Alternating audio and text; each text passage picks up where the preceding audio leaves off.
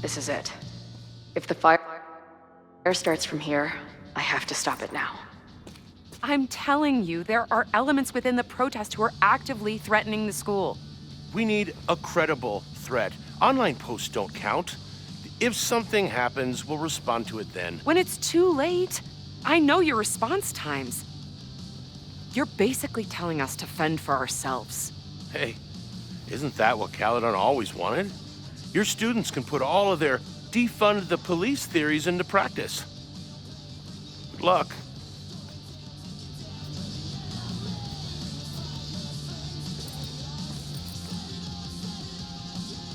Noelle and I have had our differences, but she's probably my best bet for stopping this fire.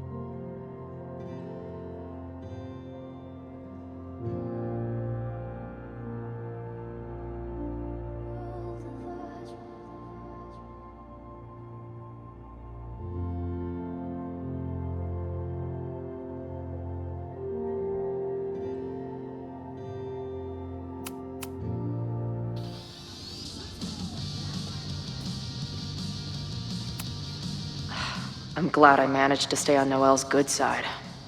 Maybe she can help stop this fire.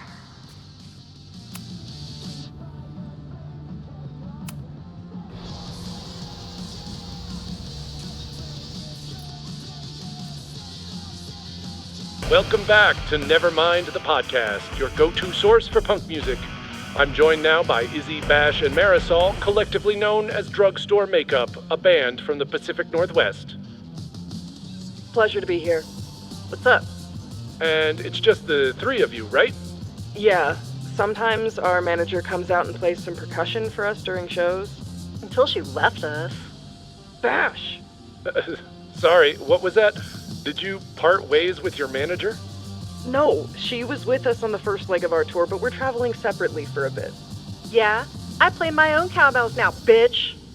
Okay. So you're on the road promoting your new album? Yes. Welcome to the Gynocracy. I think it's our best yet. Fuck yes. Can I say fuck? No. Well, I agree. It's a deep throat into queer rage and... Why are you glaring at me? A deep dive into queer rage and righteous anger. Fucking hell, Bash. It's fine. Listen, the punk scene has gotten hopelessly corporate. It feels like everybody is sponsored by Ball Out energy drinks or brought to you by Jump Kick amps. Yep, and this album is ours. It says exactly what we want to say without anybody breathing down our necks. Great. We'll be right back after a word from this episode's sponsor, Jump Kick Amps. Ugh, seriously, dude? Hey, I've got bills to pay. Back in a moment, everyone.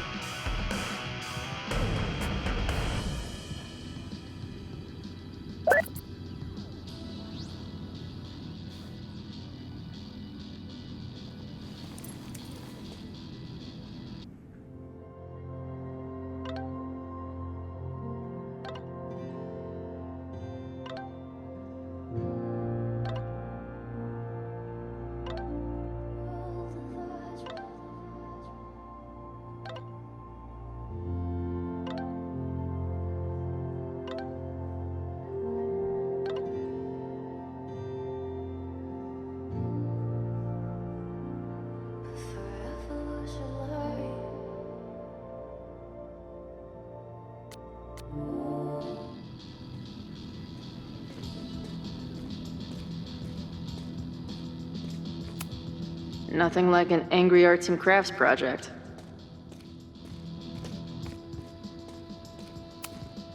Amanda is definitely focused on more important things than mopping up right now. Have to admire what Amanda has tried to do with her bar. Too bad it all led to this. What kind of bar are you running here anyway? It's hardly my bar anymore. Belongs to the angry throng. Bring together Lakeport and Caledon, she said. Create a space for coexistence and learning. Ugh. You can see how that turned out.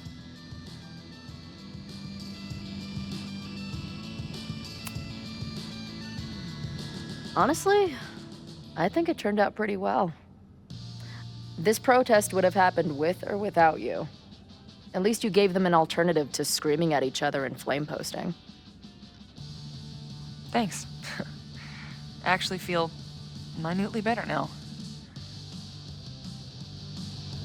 Anything I can help with?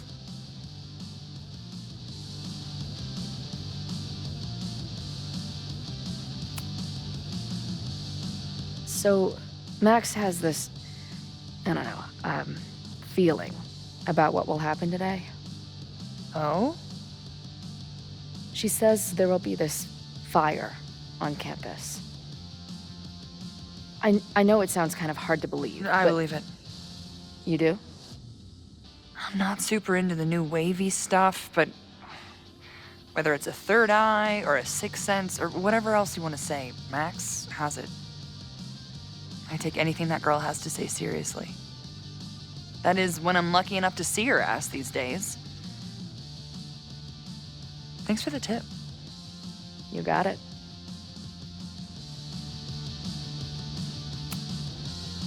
What's your plan? Are you going to campus? As much as I love watching dudes walk and chant slogans, I will remain here, serving up cold glasses of everyone calm the fuck down. What if some violence breaks out? Hopefully the police will be on top of it. Although, I very much doubt it. They like to leave Caledon to its own fate. So, I guess if the shit really goes sideways, I'll lock the doors and try to stop the idiots from burning my bar down.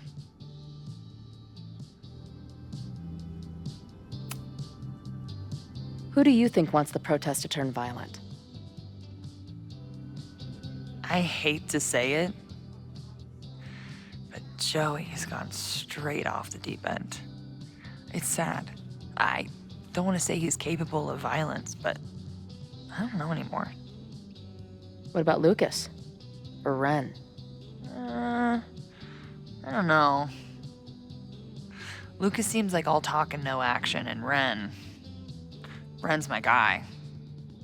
He helps me mop up around here, and we talk music. He's a sweet kid. He just needs to keep better company. Stay safe today. You too, Chloe.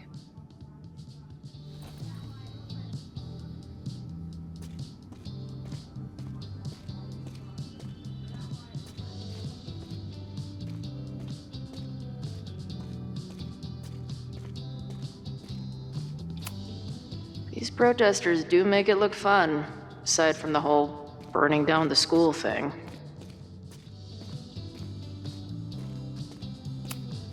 Amanda's benefit for Lakeport was just 2 nights ago.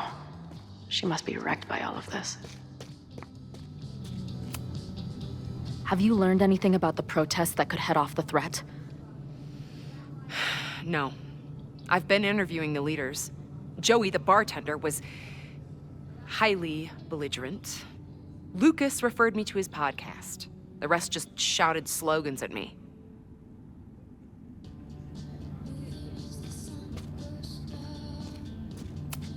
Not cool, man. What did grilled cheese ever do to you?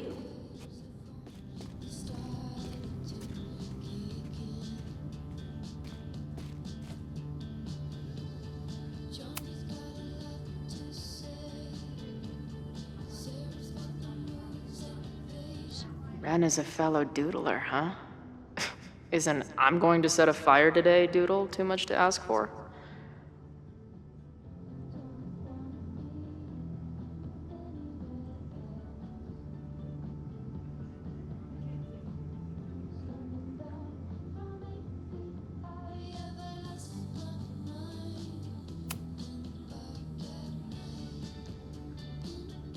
Looks like Ren's been dabbling in the uncommissioned public arts. Interesting. Wonder what made Ren sit out from the rest of the group. If something has to burn today, I vote for this painting. Maybe someone lost a can of gasoline and matches. If only we were that lucky.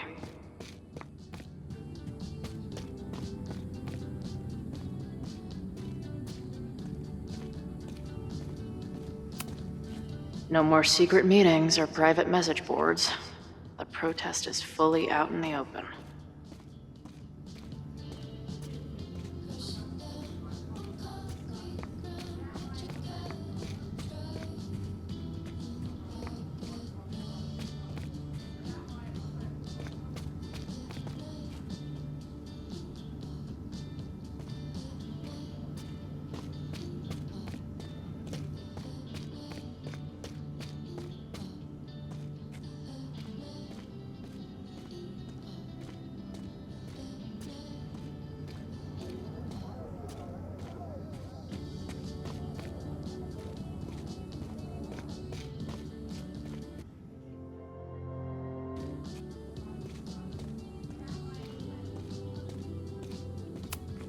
He doesn't look like a guy ready to set fire to the campus.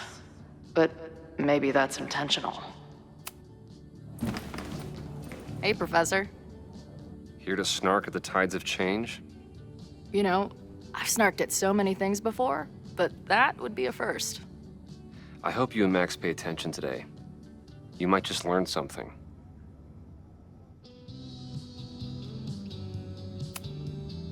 Hey, when you were at Caledon, did you hear anything about someone dying at an Abraxas party? No. Now, will you please leave? Come on. I know you want to get rid of me now, but you're gonna miss our banter when it's over. Not likely. There's concern about violence breaking out. Maybe someone trying to set a fire. Ah, yes, the powers that be, raising some vague specter of violence to stifle dissent. It's the oldest trick in the book. You ever disagree with someone so hard, you end up coming all the way back around to agreeing with them? It's called horseshoe theory.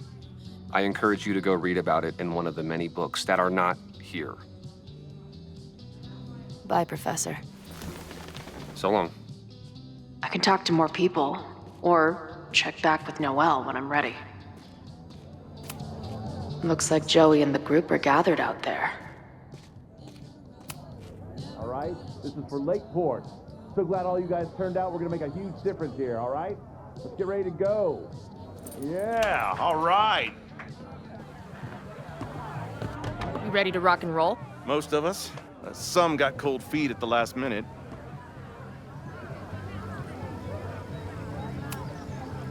Who do you mean? That guy Ren. He's been shaky from the start.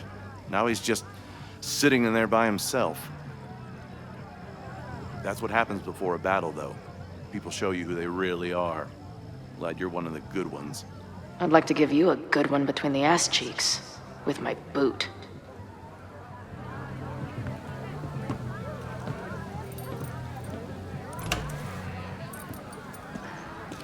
I can talk to more people, or check back with Noelle when I'm ready.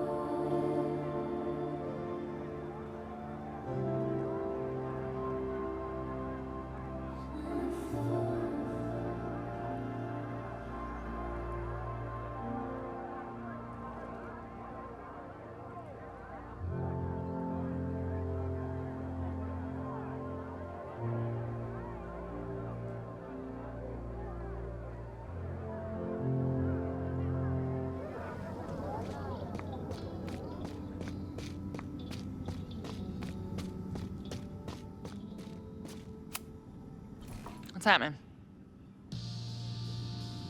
Stay safe today.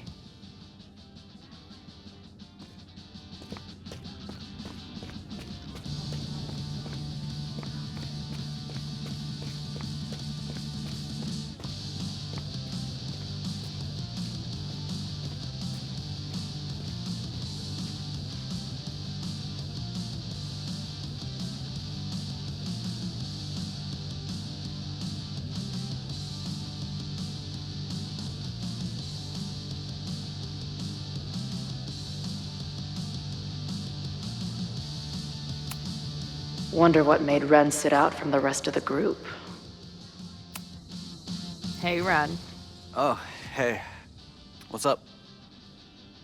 Joey said you chickened out of the protest? Joey's an asshole. Let him think what he wants. Ren seems pretty alienated from the group. Maybe because he knows something? Or is he planning something himself?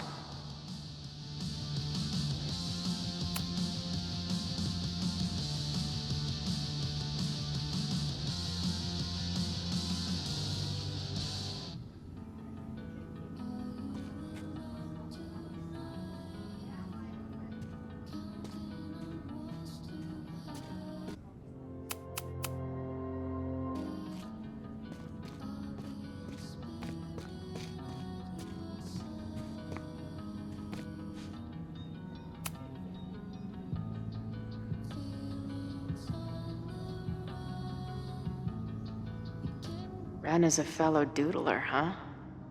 Isn't "I'm going to set a fire today" doodle too much to ask for?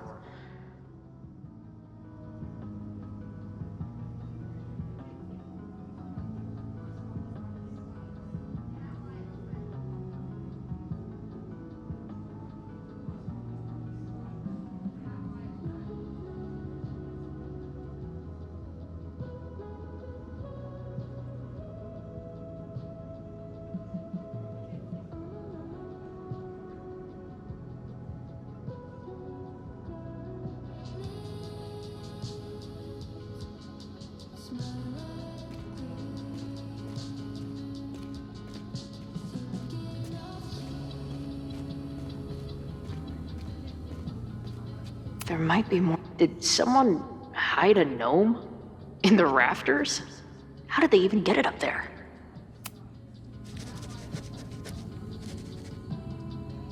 Creeping on you from high above. He is the night.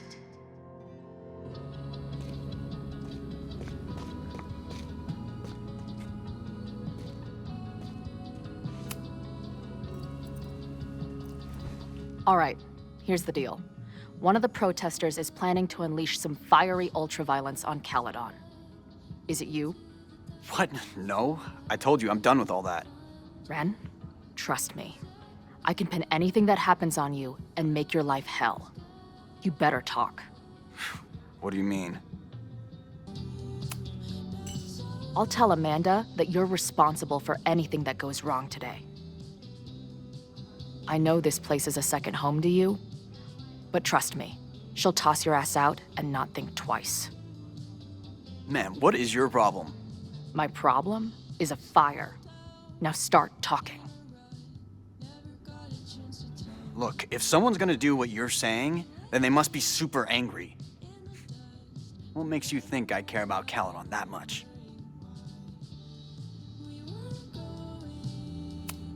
Maybe the fact that you've been graffitiing threatening messages on campus.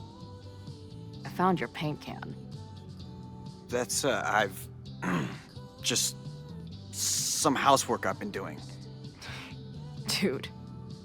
One tagger to another, half the game is covering your ass. And you suck at it. His armor's about to break. I need to hit him with something brutal.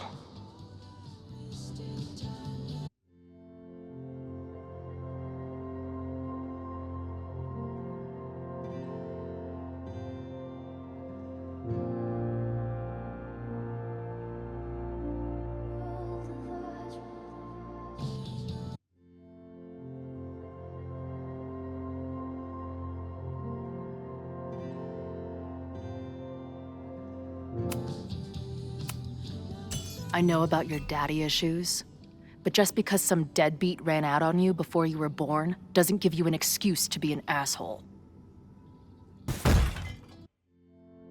Don't talk about my dad!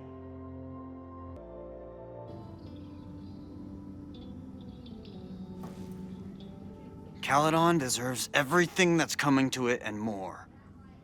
Like what? You smug, fucking punk bitch.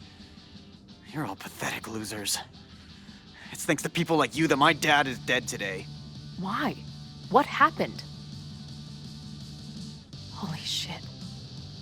The Abraxas house. You're the one who wrote that graffiti. Your dad— My dad went to a party and never came home. Caledon has been ducking my family ever since. Ren, listen to me. I know what happened. Fuck off.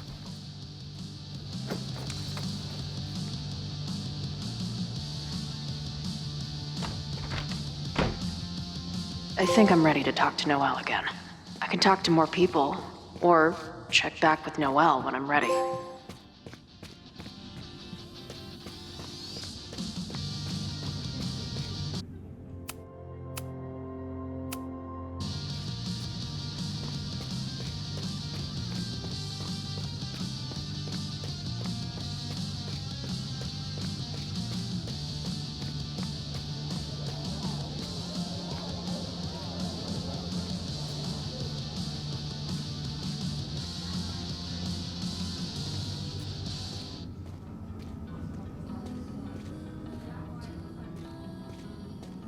might be more to glean around here. Nothing like an angry arts and crafts project. What's happening?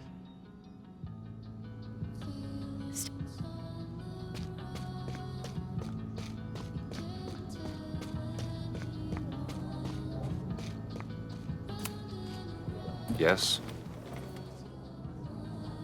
Bye, Professor.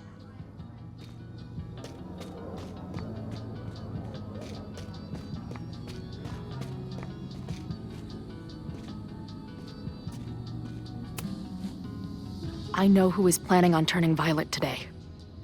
You do?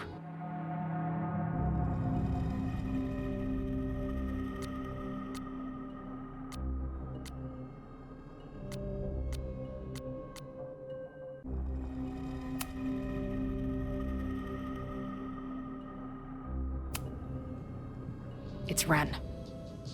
He's lying about sitting out the protest. It's a vendetta about his father. He believes Caledon has been covering up his death. I actually think he's right. Okay. I will alert the security team and keep a close eye on him. Thanks.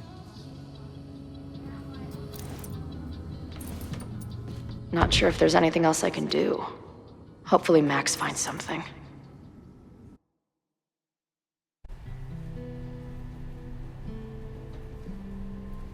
It's a quiet Sunday morning. For now. Vin. Shh. They're really going at it in there. They told me you were a snake in the grass. I should have listened. Stop being so dramatic. You knew what kind of risk you were taking. You go and muck up the whole thing, and suddenly it's my fault? Vincit omnia veritas. Truth conquers all, you'll see. Now you're boring me in 2 languages. I'm leaving. Don't bother. This office will be yours soon enough.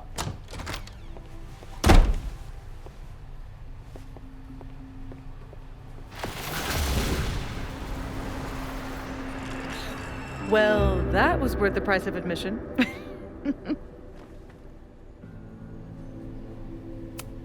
Safi. I didn't realize. Of course you didn't, dingus. That's what makes it fun. What are you doing here? And no more games. Please.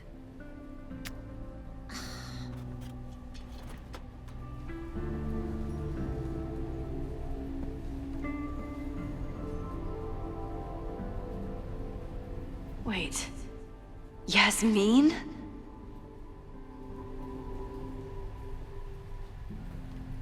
Wait. Yasmin?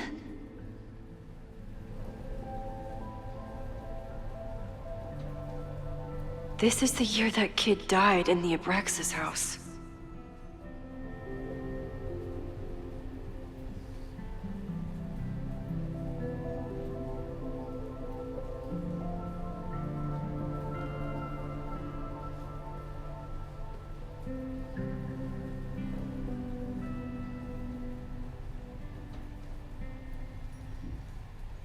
Oh my god.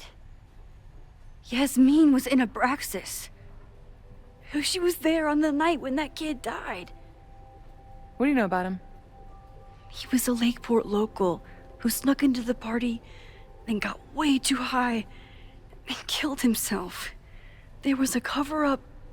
I had no idea your mom was involved. I'm impressed. Of course, when it comes to cover-ups, you should always assume that my mom is involved. That's how I got tipped off to all of this. Seeing how she was talking to you, how confident she was that she had Owen wrapped around her finger. I knew she was up to something. The Abraxas house, the demolition, the cover-up. She was right there behind him, letting him be the face of it all. She steered his ass straight from poster boy to fall guy. That fire you saw? Guaranteed she was behind it too.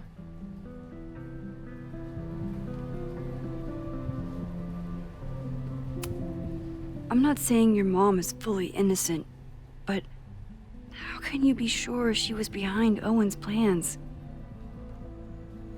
Or the fire? Does Owen seem like the criminal mastermind type to you? No.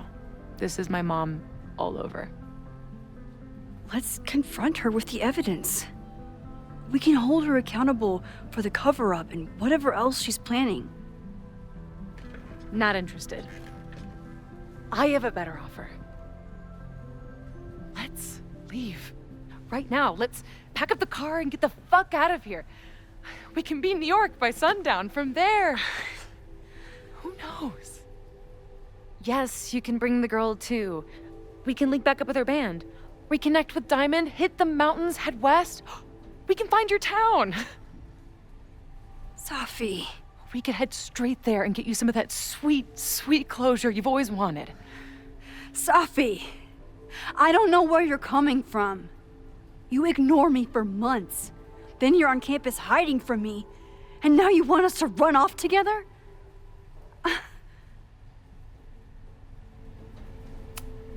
Look, there will be a fire today.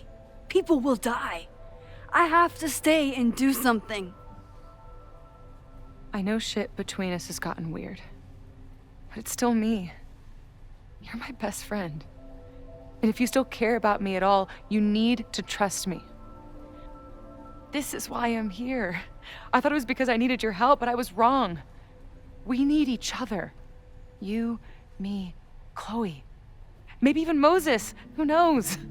Your power called us together from afar, like some kind of beacon or a lighthouse? Exactly. Why do you think that is? I don't know. I do. It's so we could start over together, be free of this fucking place, the way it was always meant to be. No, Safi, I'm sorry. I do care about you.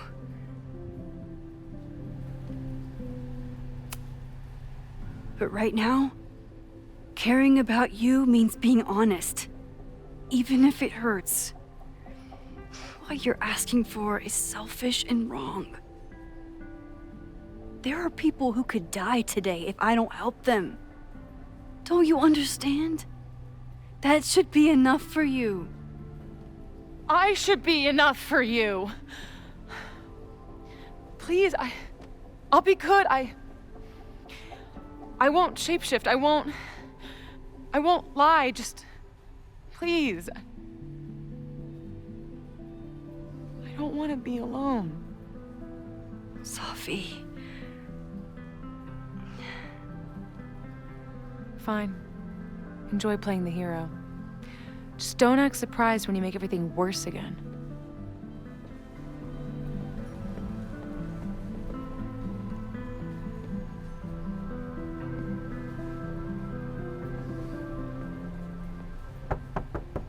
Who is it? Maxine. Hello. Are you here for Owen? He's just stepped out. No. I'm here for you, actually. I see. I was just indulging in a bit of nostalgia.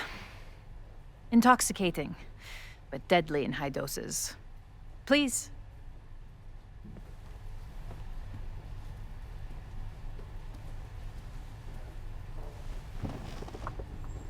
Let's see what Yasmin has been hiding.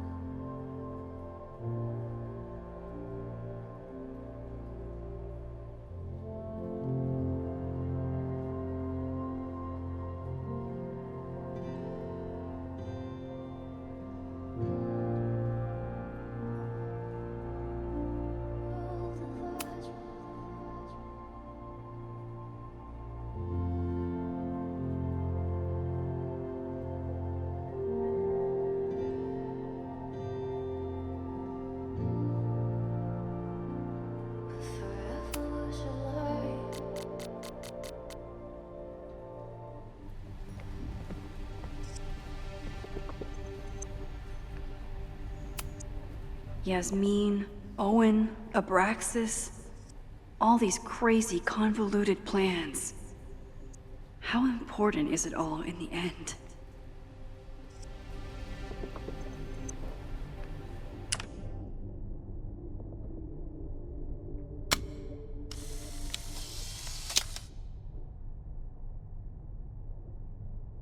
I bet even the world's greatest scientists would be stumped by the physics of time travel.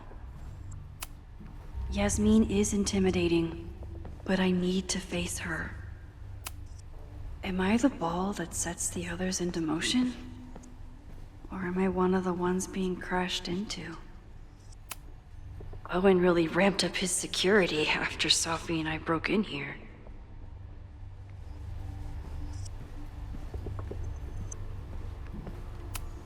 Yasmin is the ultimate chess master. I wonder if I'll be able to get her to open up to me.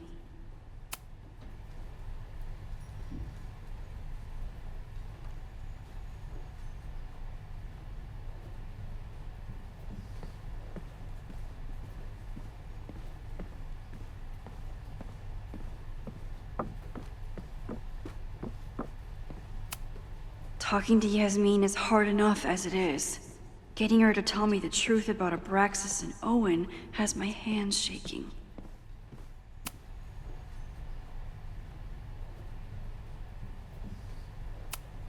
I wonder if Owen was expecting to celebrate with Yasmin this weekend. His Caledon 2.0 plans must have felt so close. Yasmin isn't a monster. But what is her motivation? Yasmin was a member of Abraxas when that horrible death happened. Is she behind all of this? So, this is a rare treat. What would you like to discuss?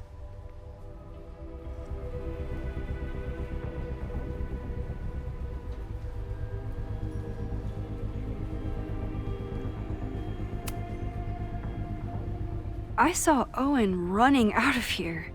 He seemed very upset. I'm sorry you saw that. As you know, Owen and I don't see eye to eye. Unfortunately, this has become very personal between us. But to call me a snake after all that I've done for him? Well, I always try to keep my cool, no matter how upset I am.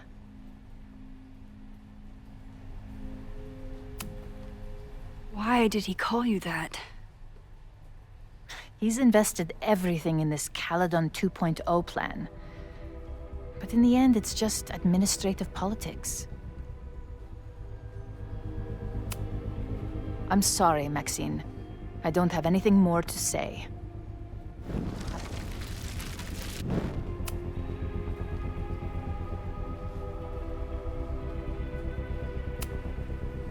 I just saw Safi. She told me some disturbing things about you. Yes. She still refuses to see me. Though we did speak on the phone. I want to rebuild my relationship with Safia, but she called me a monster. A monster! Her own mother!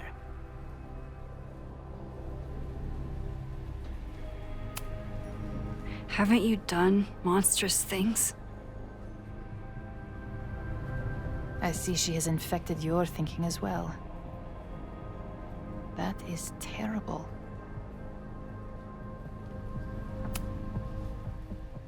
This conversation is over, Maxine.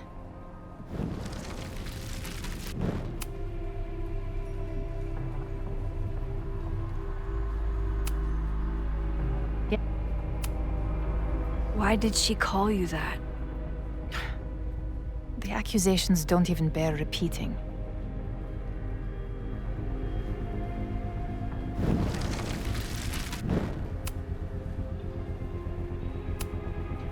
I know about the body in the Abraxas house. And I know you've been trying to cover it up. But I also know that you're not a monster. I might not agree with all of your decisions, But I would like to understand. Understand, she says? How could I make you understand something that remains a mystery to me? I know it was an accident, and you were just a kid. And somehow, even then, I was the only adult in the room. Everyone else was on drugs, barely functioning. I was barely in Abraxas then. Not even a senior member. But someone had to act so that all of our lives weren't ruined forever. I wish I were never there. I sometimes think that night was a poison that has infected the rest of my life.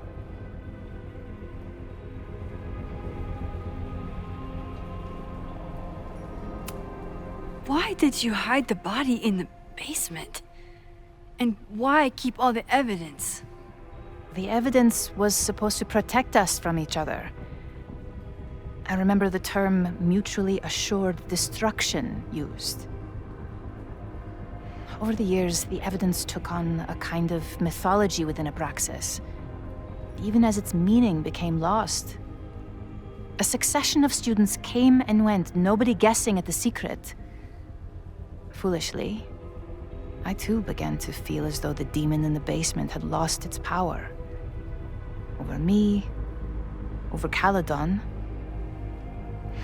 How wrong I was.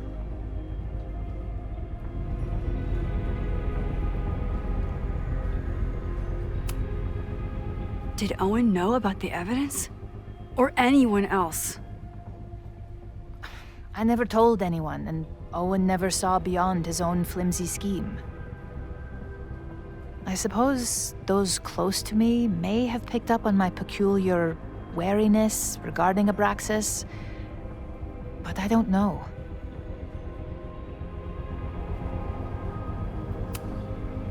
I was there last night, at the Maybon party. Did you send someone with a sledgehammer to destroy the evidence? What? That's crazy. I have no idea what you're talking about.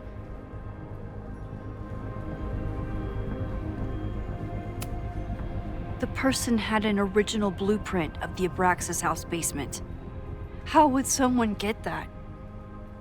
You'd need access to university's archives. Only a high-level administrator... I feel you are pulling me out into deep waters just to watch me drown. I'm sorry, Maxine. I cannot help you. Yasmin feels guilty about what happened.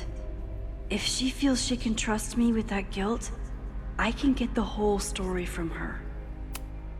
You may leave now.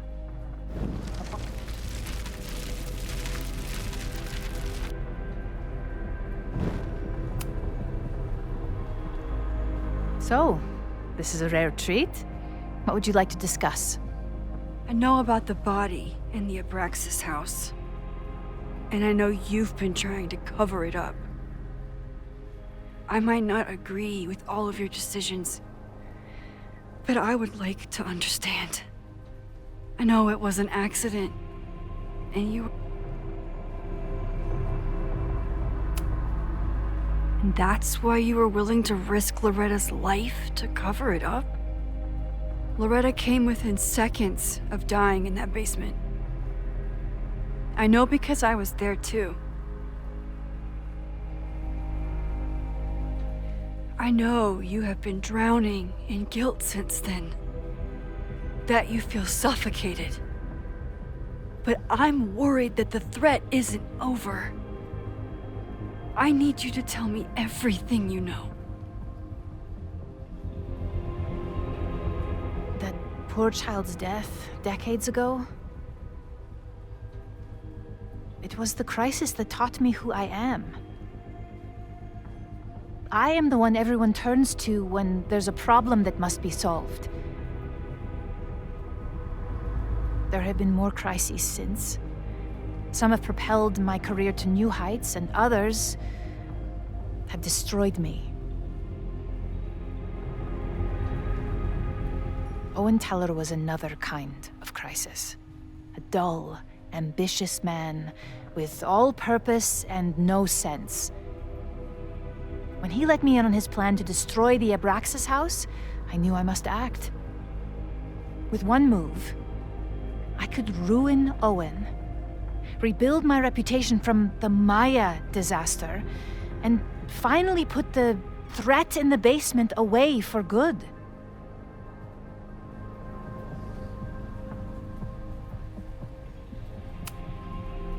You manipulated Owen into his whole plan? No. It was his idea. He had the whole scheme worked out. He only needed me to take his hand and tell him it would all be okay. Then, I learned about Loretta. What I had nearly done. How my actions years ago lit the fuse that almost killed her. In an instant, I saw what I had become. Sloppy. Reckless. Not someone to be trusted in a crisis. I thanked God I had been given this lesson without any more suffering. But perhaps it wasn't a higher power I should have been thanking.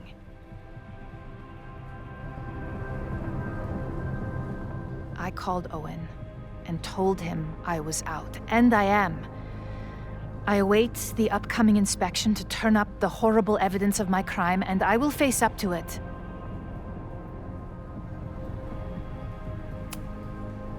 The body is gone now. I have the evidence, but it doesn't implicate you at all. That is surprising. I suppose I should feel relieved, but I do not. Right now, what I care about is stopping another catastrophe. Which will happen, unless you tell me the whole truth about the body. I understand that you do not trust me. But if this crisis is truly coming, then you must go and look for it elsewhere. Before it is too late.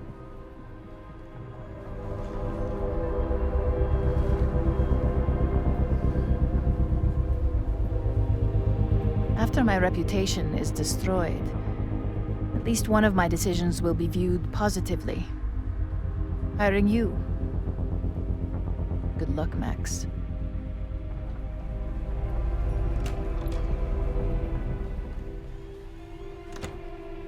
I won't find more here. Time to leave.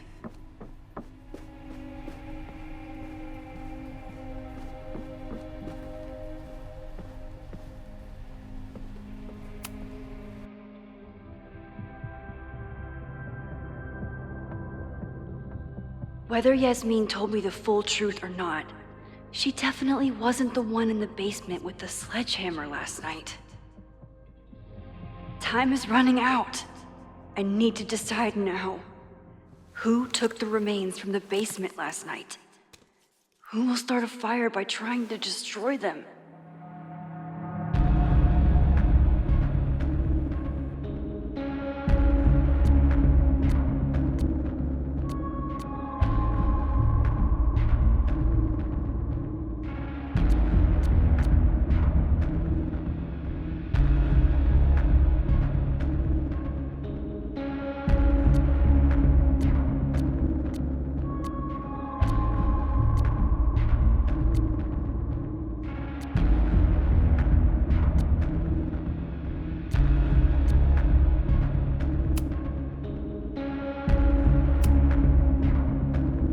Between Owen, Yasmin, and Abraxas, all roads lead back to Vin.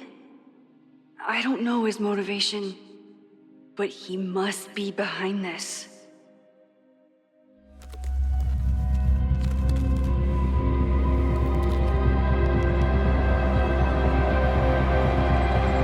Hi. I think I know who will start the fire today.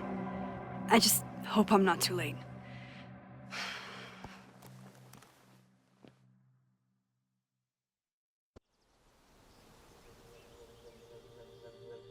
Max has a suspect. I have a suspect. It'll be enough to stop the fire. It has to be.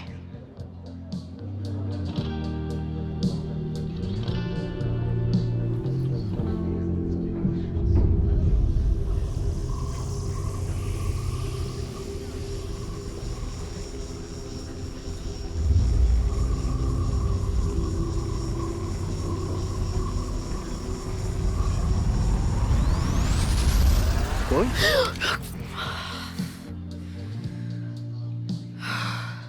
Paradox stuff? Paradox stuff.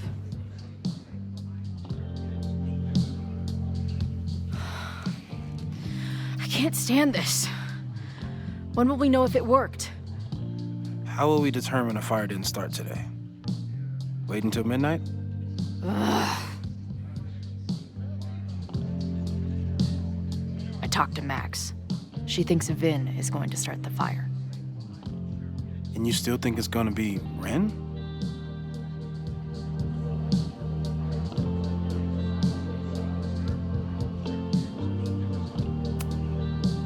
It could be either. Hell, maybe it's both. You know, maybe I've been too fatalistic.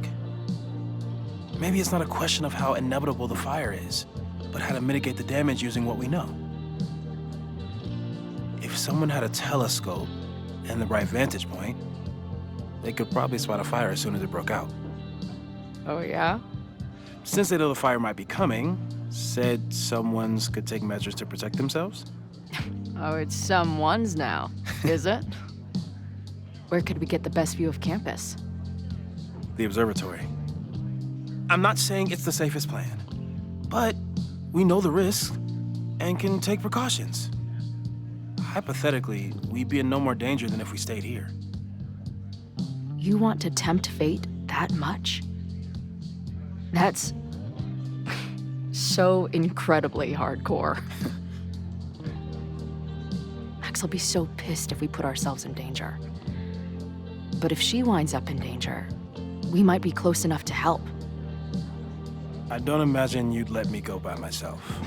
Not a fucking chance. Let's go.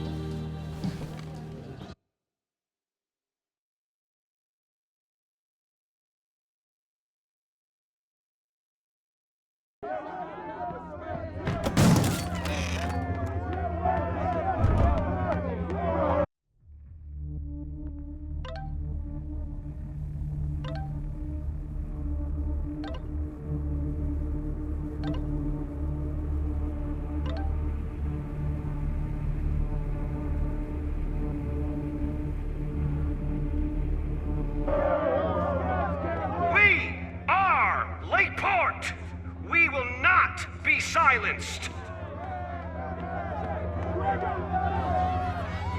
Shake the ivory tower. Let your voices be heard. We will not be silenced.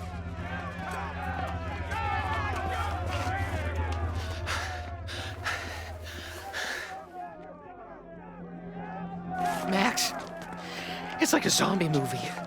Do we run, or do we start shambling around and hope we blend in? Have you seen Vin? I need to talk to him right now. Owen came through here a bit ago. Vin wasn't with him, though. Wait. I just got a call from security. Somebody was spotted on Fremont Street a few minutes ago. It was a friendly reminder that the area is off limits. But then, get this, they called back a few minutes later, said not to worry. It was somebody from the administration's office. What is Vin doing there now? Fuck. Okay. Thanks, Reggie. Now get the hell out of here. It's not safe.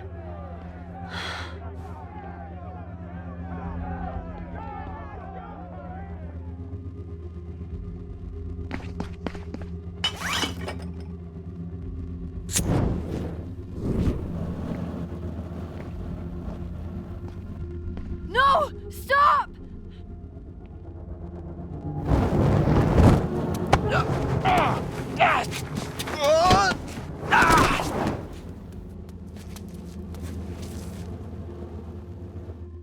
Oh, nice work, Chloe. My turn.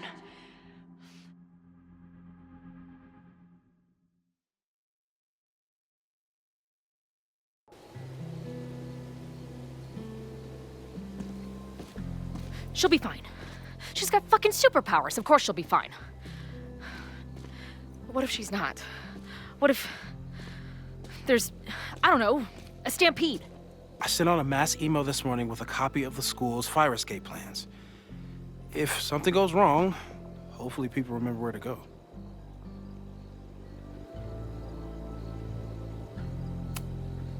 Moses, that's amazing.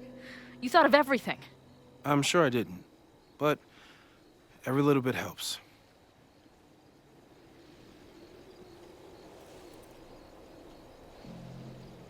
You see anything? Maybe a blade of grass? Not sure. It's the wrong eyepiece. When I get stressed out, I can become a little scatterbrained, but I really thought I brought that other eyepiece up here, though. Hey, my brain is always scattered. I'll search around. Thanks.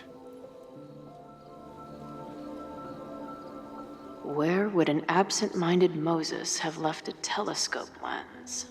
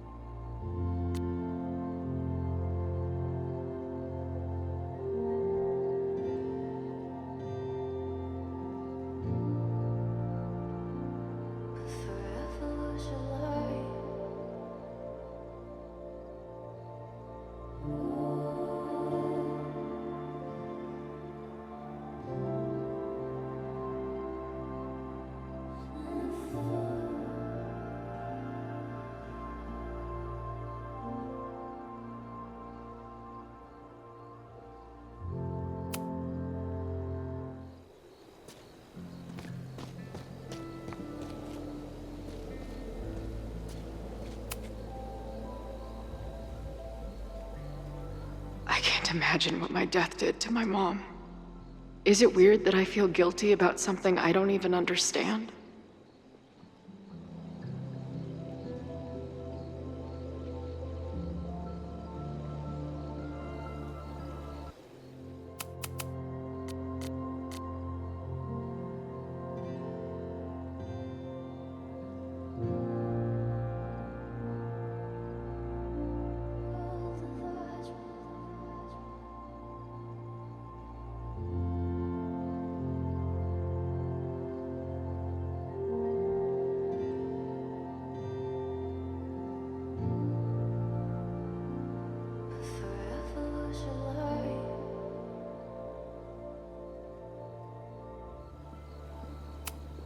Feels like no matter what I do, every choice turns into a tragedy.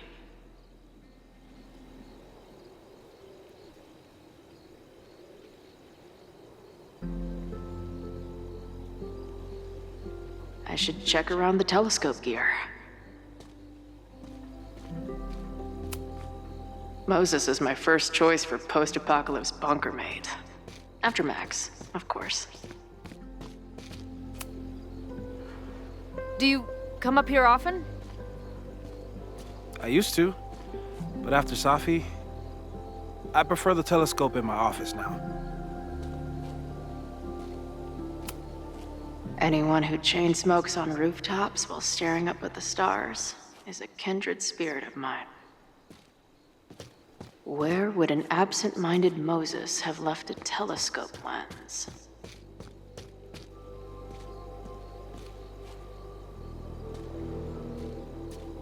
Where would an absent-minded Moses have left a telescope lens?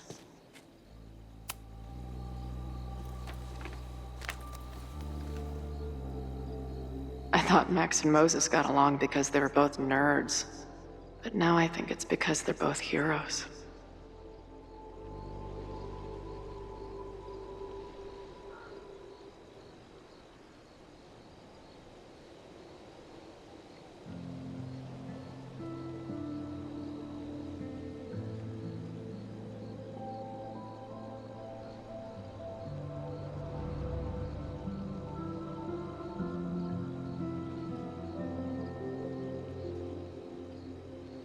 Scatterbrain doesn't cover it.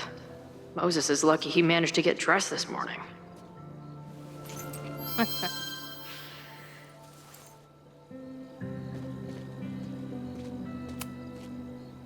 That thing was a bitch to set up. But if things go bad, we've got another escape route. No eyepiece. Some sweet wrenches, though. Lots of effort to look at some burning balls of gas. Moses tried to show me how to smother a fire with one of these last night, but I almost fell asleep in it. Moses thinks we took enough precautions. I hope he's right. Bing, no. Got the eyepiece. Now, back to Moses.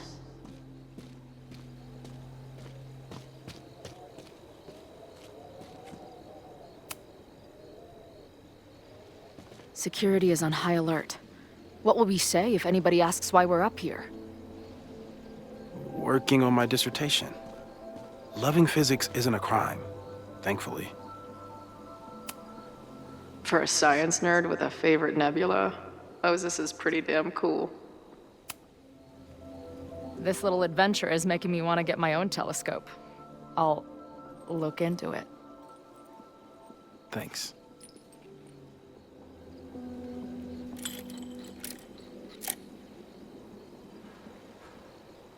There's definitely a crowd down there. I think... Oh, shit. Look.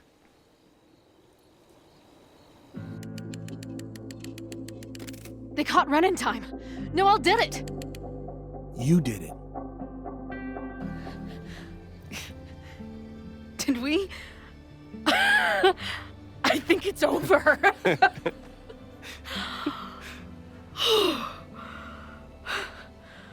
It may be a rich kid's sandbox, but this place sure is beautiful. Glad it's still standing. We saved the school with a telescope. It's basically the premise of that manga I wrote.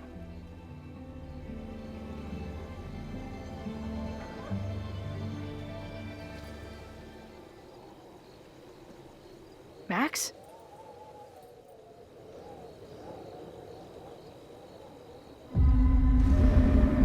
I'm gonna check something out. I'll be right here. Restarting my heart somehow.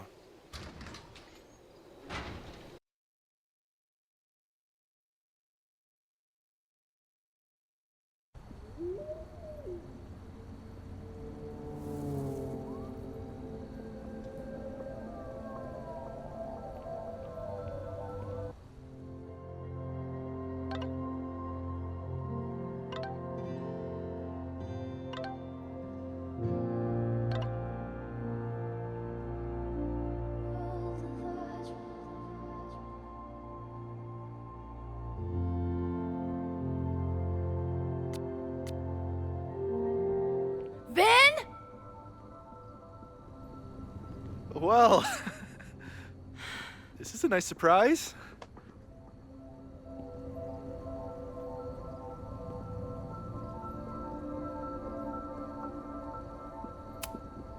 Figured you'd be in the quad, watching the protest fall apart. Call me sentimental. I just wanted to see the place again before they turn into some modernist nightmare of a science building. Vin, show me where you put the remains. How?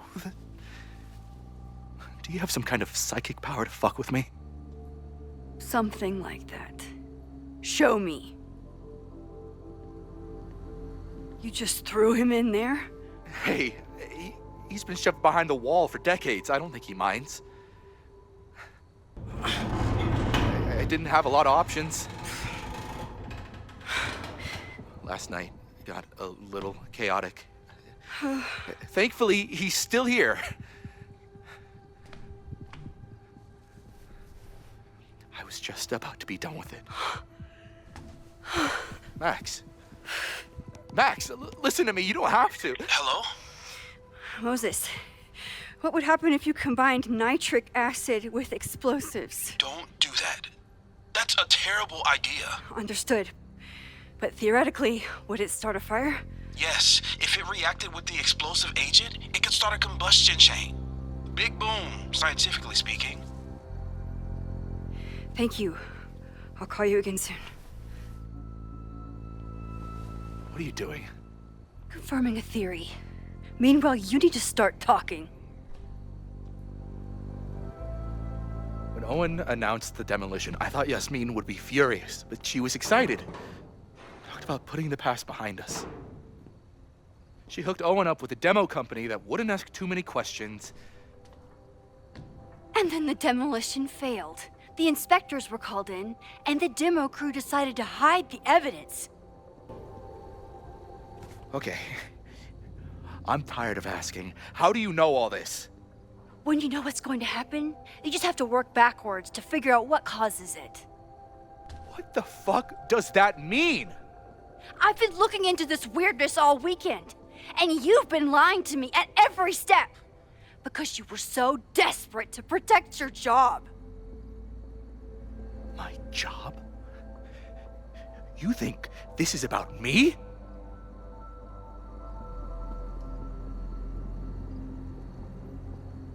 Yasmin.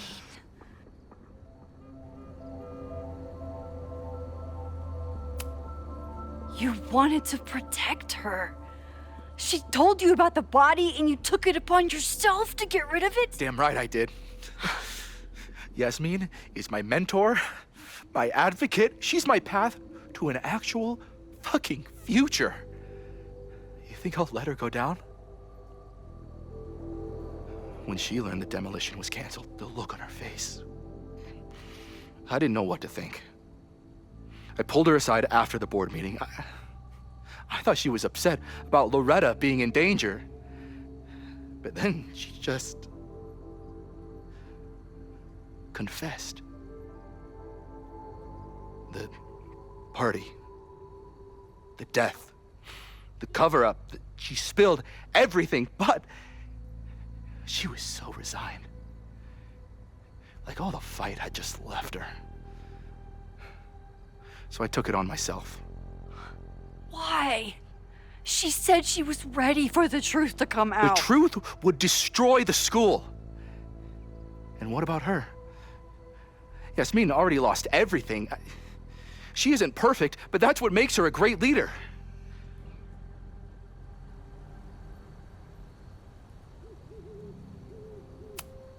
And the man whose body you threw in the dumpster? What does he deserve? What does his family deserve? I don't know.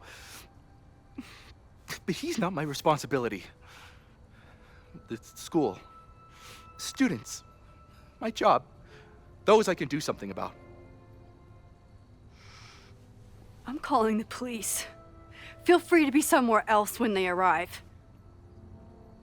I know you think you're above it all, but life is about making tough choices. You don't get to tell me about tough choices. I have made tough choices. This isn't one. We know what happens when someone goes down this path. Just look at Yasmin. I'm giving you a do-over, Vin. Don't waste it.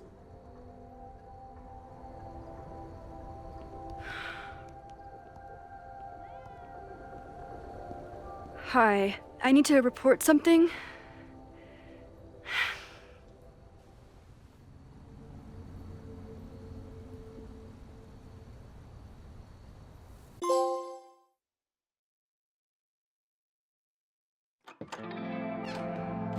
Chloe, thank God you're okay.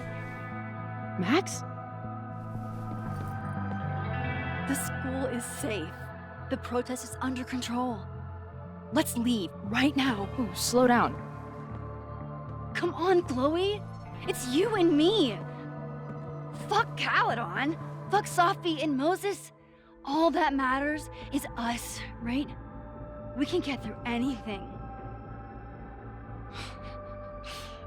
Safi, I've known Max my whole life. If you're gonna trick me, you'll need more than just her face. What? I threw in a hug and everything. That girl is such a hugger.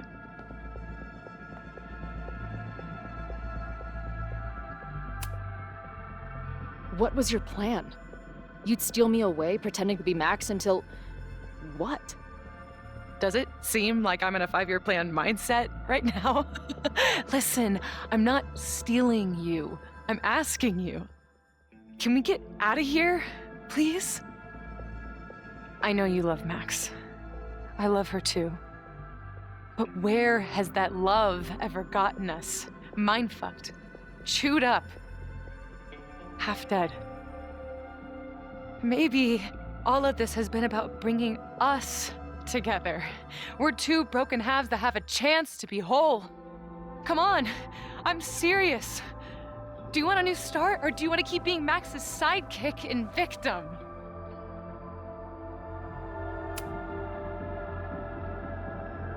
I know you've been through a lot, but I'm sorry. I can't give you what you need.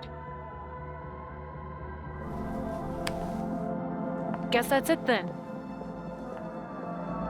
What do you mean? Cut the shit. You know we're hanging on by a thread. Maybe the thread's already snapped. You're not making any sense. You don't see it? Look. Open your eyes.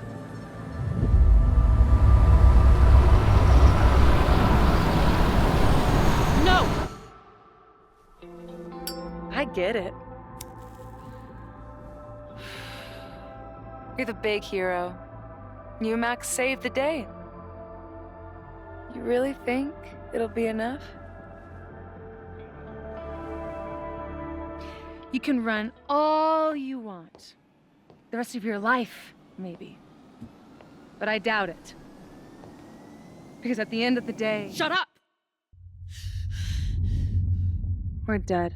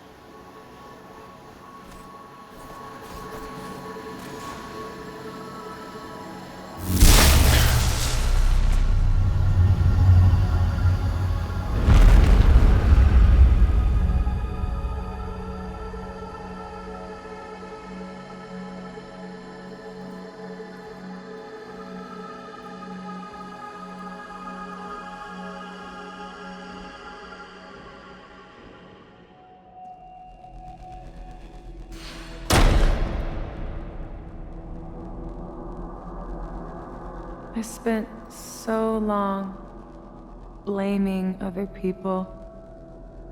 Lucas, My mom. Max. I mean, Max did point a gun at me. Let's be honest, she was never gonna shoot me. Such a tease.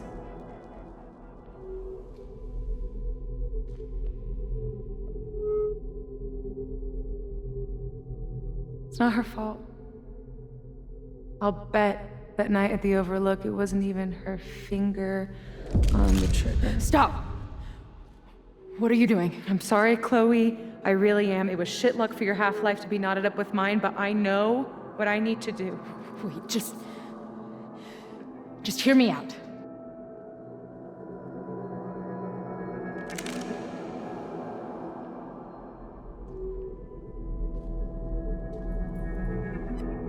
Spare me the speech, okay? I already know what will happen if I do this. My mom will mourn me for a minute and move on. My friends already have. My life doesn't make sense anymore. But my death is crystal clear.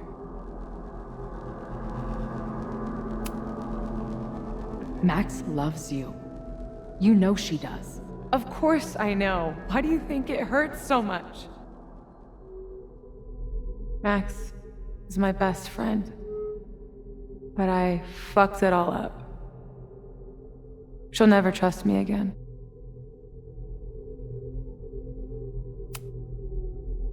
She trusted you enough to tell you about the fire, and you trusted her enough to take her seriously.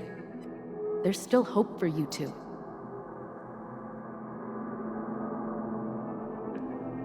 Please, I'm begging you. You don't want to do this. Just... nothing makes sense anymore. This is the only thing that does. I'm not crazy. Of course you're not crazy.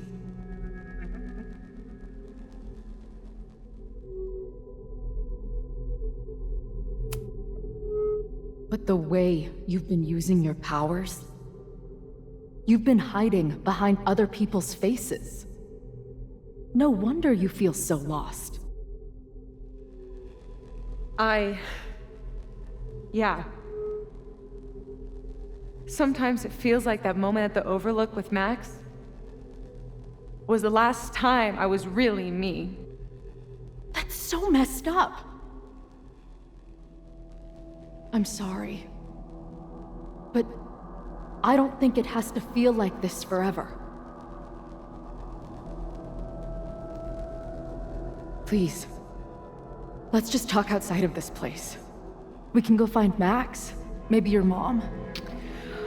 I know there's some bad blood there, but I'm sure your mom still loves you. She doesn't love me. She's just desperate to control me again. I haven't even really seen her since the night that I shot her.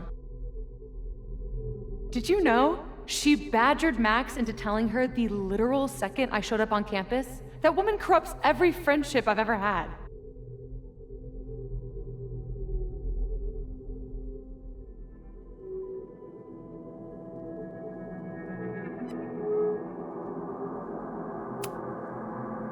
If she's so desperate to get in touch, it's because she knows you're better than this. Oh, she knows. I've heard it my whole life. Safia, you can do better. My fucking mantra, and it's wrong. Chloe, look around. We shouldn't be here. Max had no right to bring me back. We're dead women walking. A bastardization of reality.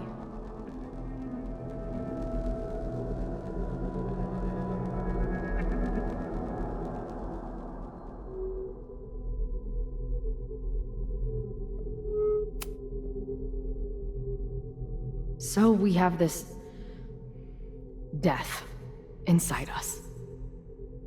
Fine. But we're also alive. Max made that choice for us. But we have to choose it too.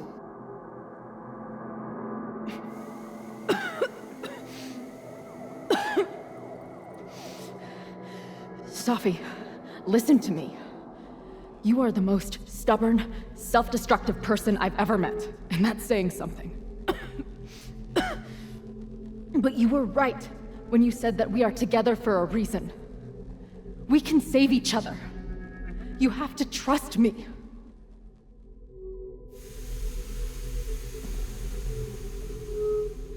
You really gotta work on your bedside manner. Well, nobody else makes house calls in the void, so... Come on, let's go.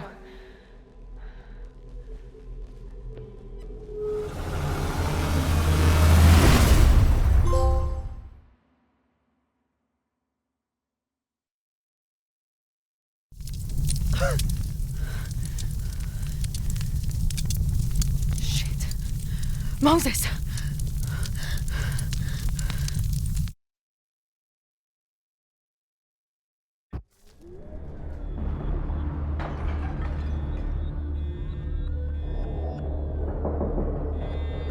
I thought we stopped it, but it's happening again. Moses was right. Oh my God, Moses and Chloe, where are they?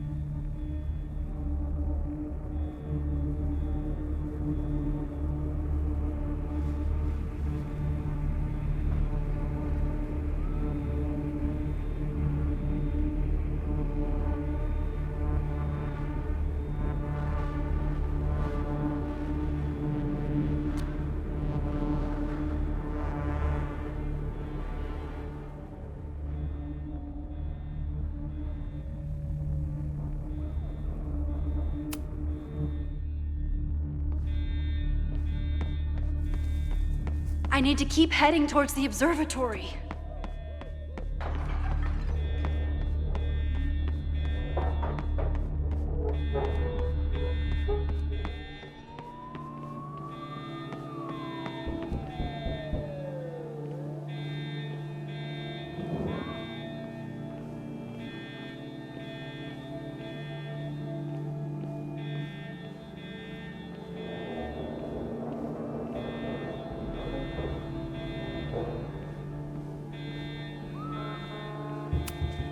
There's so much life in this place. What will it look like after today? Didn't Jeanette say she was working on her graduate essay? She could be in the observatory now.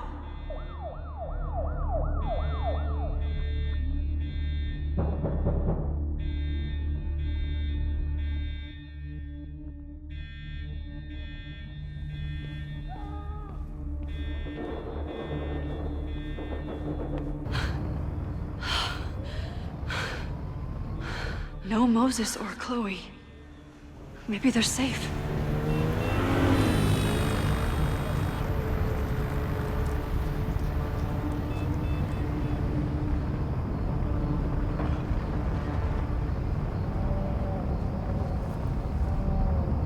Oh God. Oh fuck. What's happening? I don't know what happened. Everything was normal, then suddenly there was a loud blast from inside the building. What the fuck? I'm just a custodian. Why the hell is this on me? I don't know what to do. It doesn't matter. We're here. We can do something. I see a hose. Is there somewhere we can hook it up? Yeah, there's a connection in the atrium, but we need to open the shutoff valves. There's 3 around the back of the building. I'll do that part. Shit, okay. I don't know how long I'll last once I'm inside. Be fast. I can do that.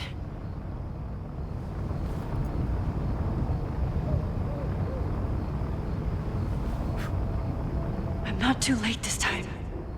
I still have a chance. I need to open the water valves.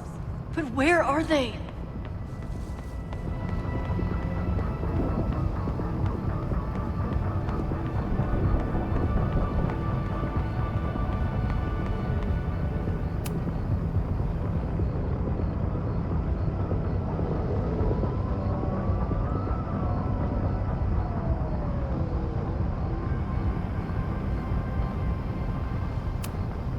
As if I couldn't hate Owen's expansion plans anymore. Maybe something on here can help.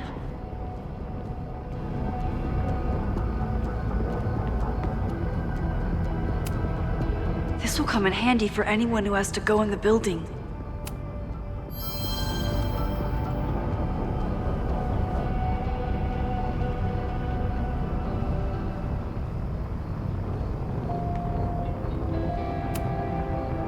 Reality is cruel, but it's still reality. It doesn't bend to your will.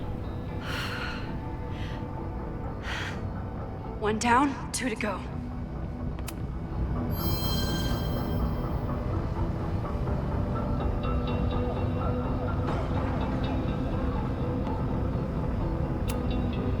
Looks like the sprinkler system tripped.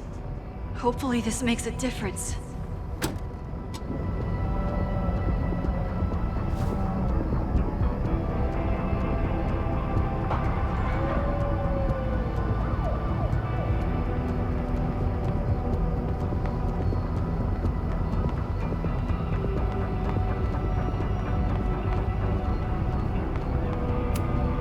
Nothing I can use in here.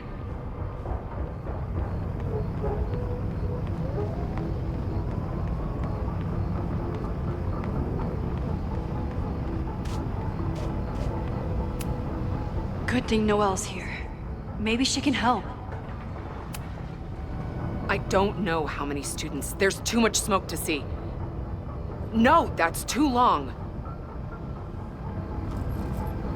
I'm going in there. Anything you want to tell me?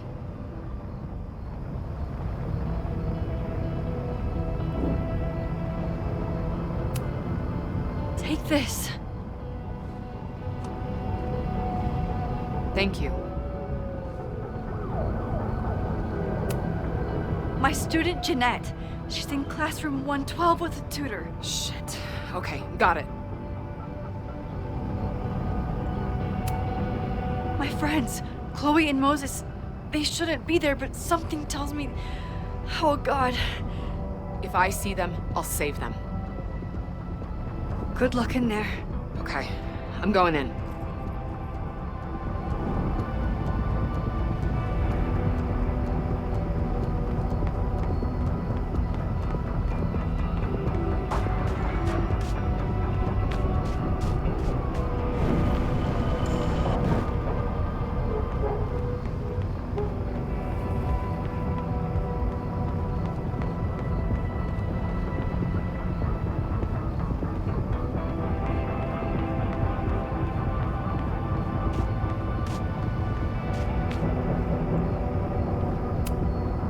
This needs some kind of tool.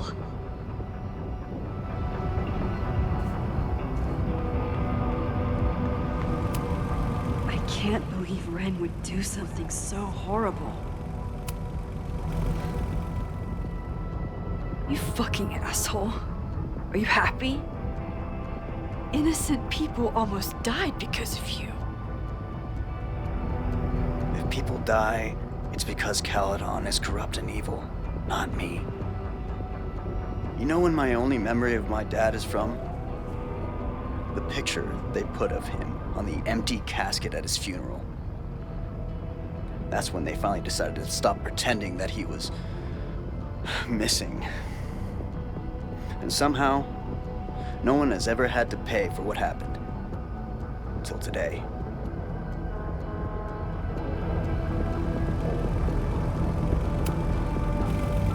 Here. I found these yesterday. They've been sitting in a basement for decades, but they belong to you.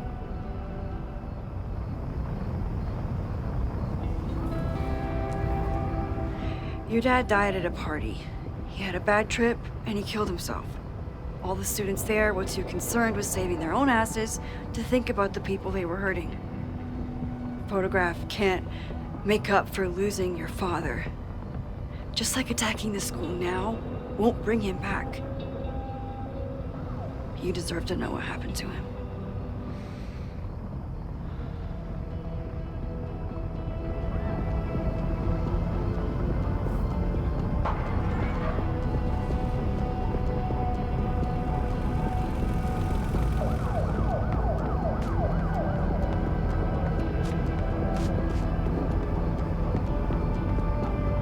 I need to keep looking for the valves.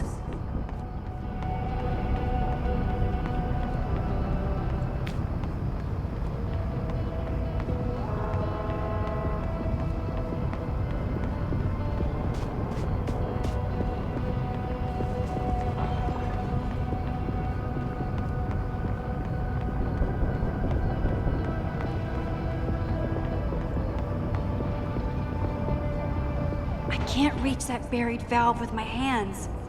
I need something long and skinny. This is where those students were trapped last time.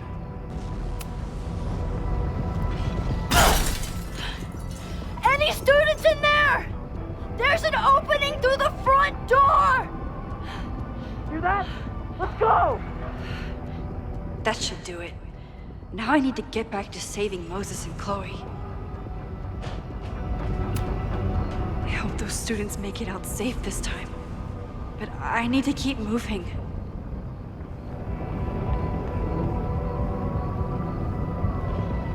I need to keep looking for the valves.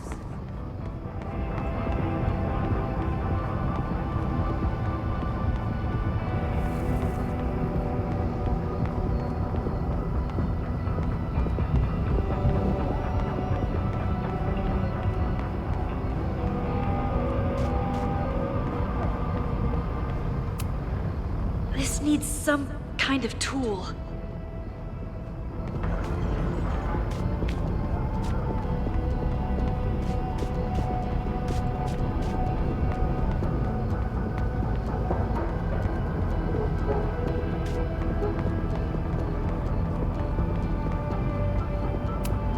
This is what I need for that valve.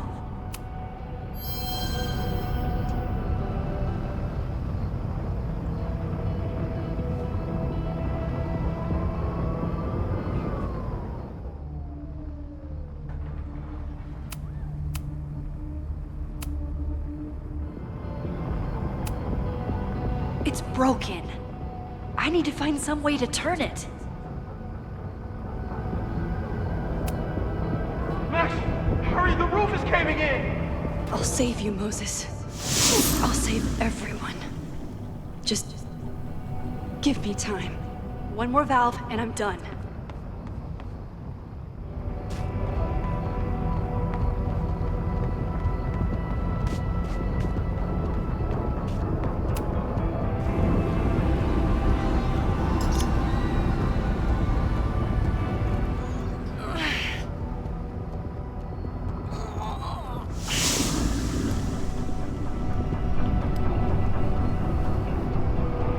And that's 3. The water should be running. I should check the other side of the building and see if anyone else needs my help.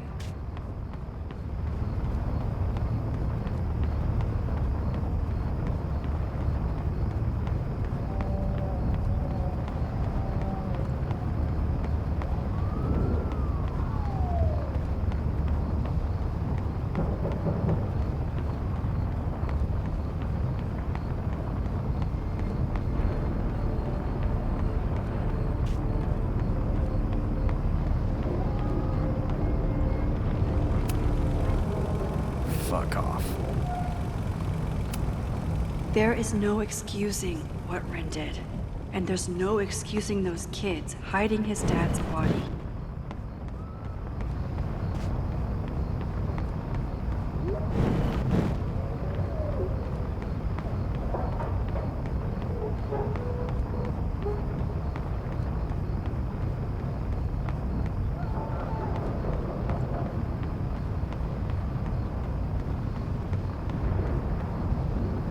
I did everything I could. Maybe it's okay.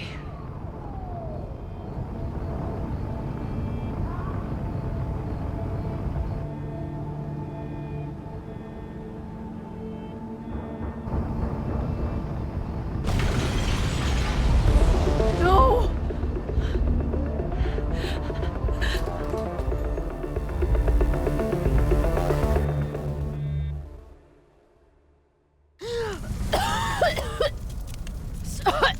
Safi! Safi! Here! Chloe! I'm trying to get to you, but the stairs are collapsing. Fuck! I can't see shit! They're down there! By the whiteboards!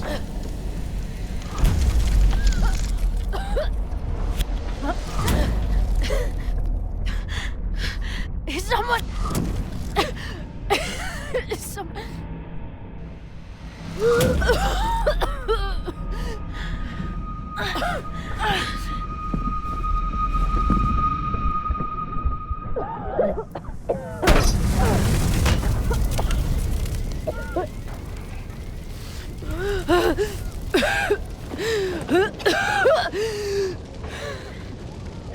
Damn it! We were supposed to be saving your ass this time. What the hell were you thinking being in there? She came inside for me. And I'm grateful she did. I'm grateful for all of you, actually.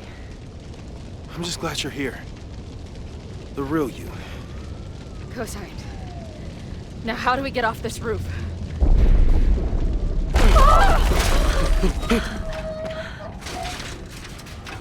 Moses, your ladder!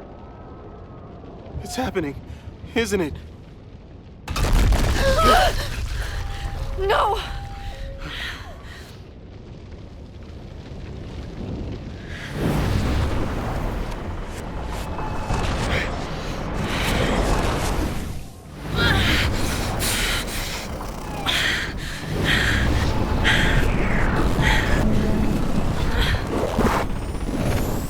Hey. It's okay. No, it's not! I can do something! I can reset the ladder. I can put you back before the fire. My selfie. I can go back to the beginning and do it right this time. The photo's long gone.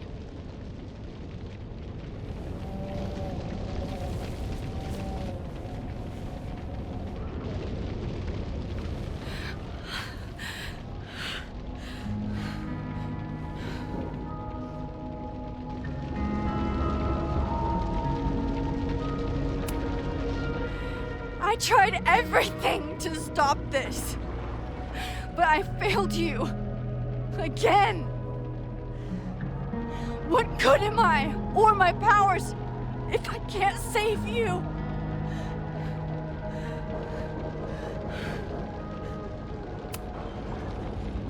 Hey. I chose to be here. By your side.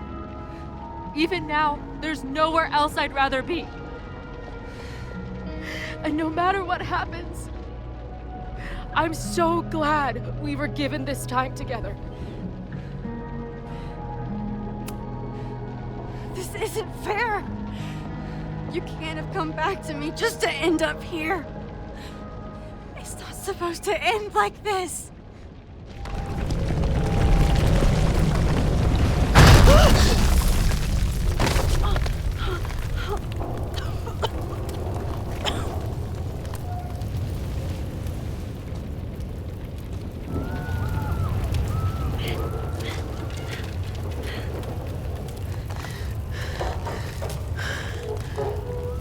You'll be there for me, Max.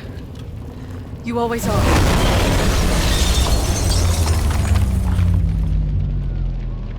No!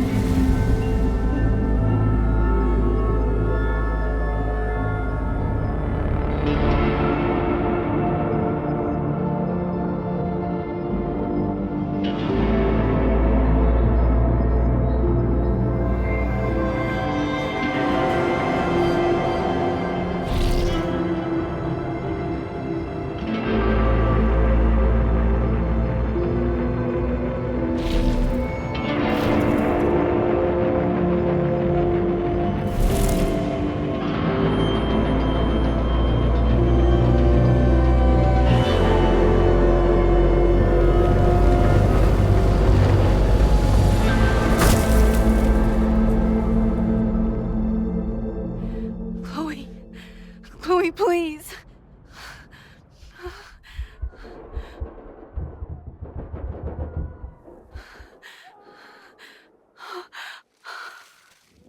You're okay.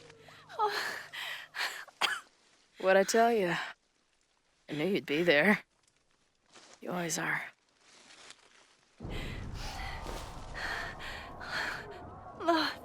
The ladder.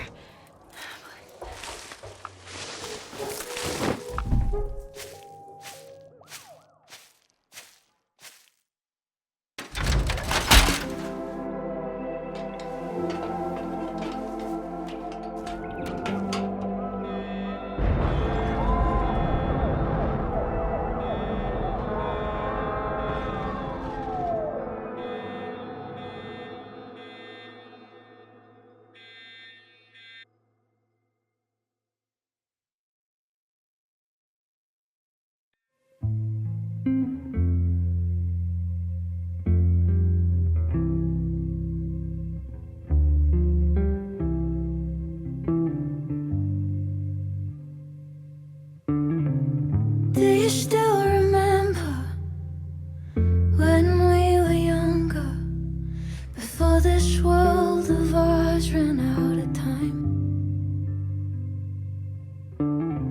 Somehow it slips past. You can't trust an hourglass.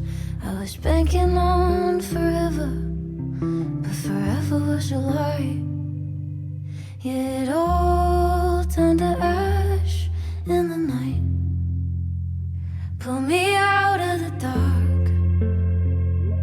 Say the word and I will run right back to the start. Ain't it strange how the time turns? This is not the world we knew before. I knew you in another life. Are we just embers in the sky?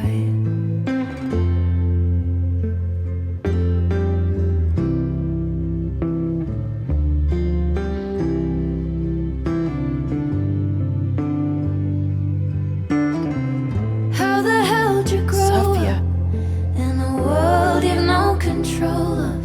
You just run into the chaos of it all. And you gotta go with the rise and the fall, down to the luck of the draw. Pull me out of the dark.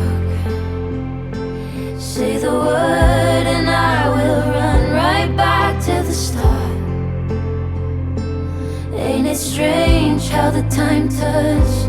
This is not the world we knew before. I knew you in another life.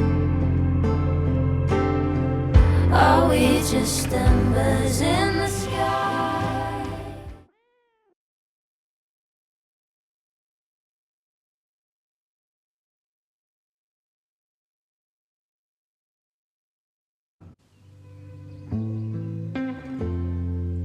A school is many things. A home, a classroom, a space for dreams. It is a grand collaboration between scholars of the past, present, and future. Like all worthy projects, it is difficult to build, rewarding to maintain, and frighteningly easy to destroy. Never has this been more apparent. Caledon is a name we put to an ideal, one which demands the best of us. Many years ago, I made a decision that fell terribly short. I have been running from it ever since. But we can all choose today, this moment, to begin living up to that ideal, to reject hate, to choose life. Thank you.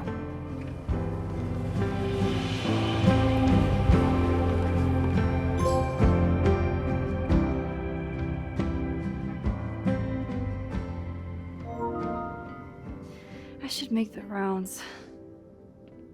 I'll be up back. Take your time.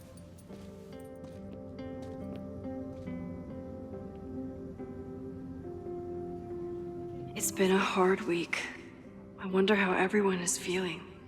I should keep checking in with people.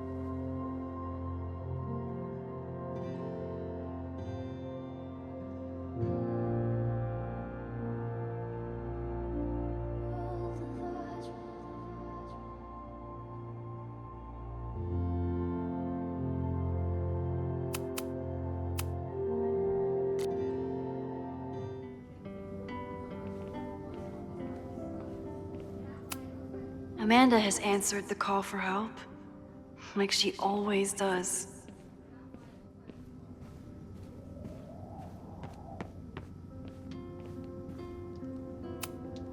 That's the kid from the observatory. What's he up to? Amanda is answering the call, as always.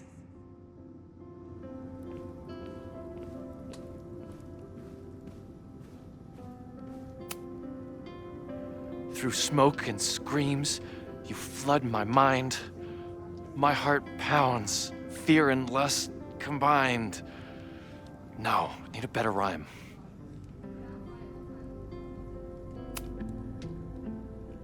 A face most lovely and heart most kind. It's stupid.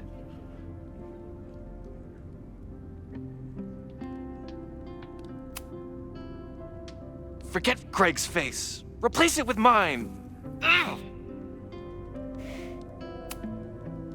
Pined, blind, find, resigned. Fucking iams. How about true love won't let you leave it behind? Whoa. Thanks, lady. You're a lifesaver. This guy is hard at work on his next affront to the English language.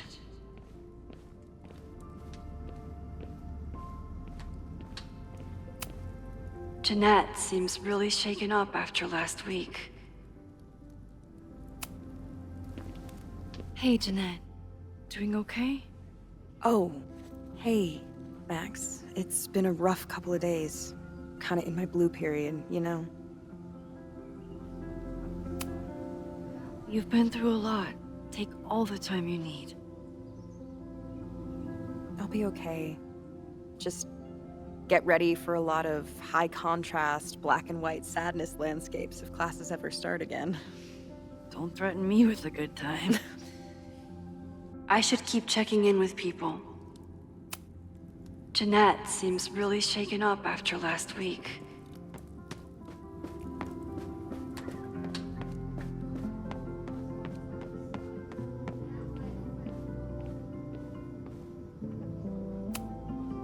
Amanda's love language is open mic nights.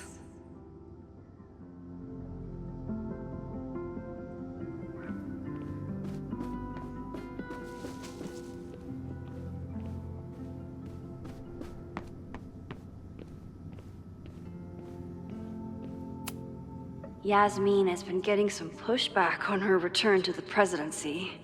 I think Safi's getting a real kick out of it.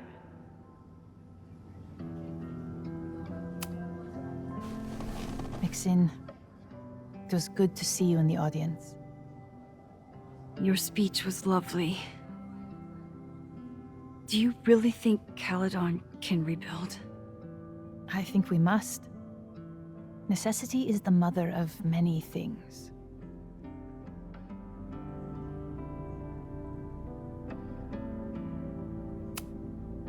How does the board feel about having you back in charge? Delighted. Especially when I told them I would only step in until a suitable replacement could be found. The police have asked to speak to me, and I plan to tell them everything.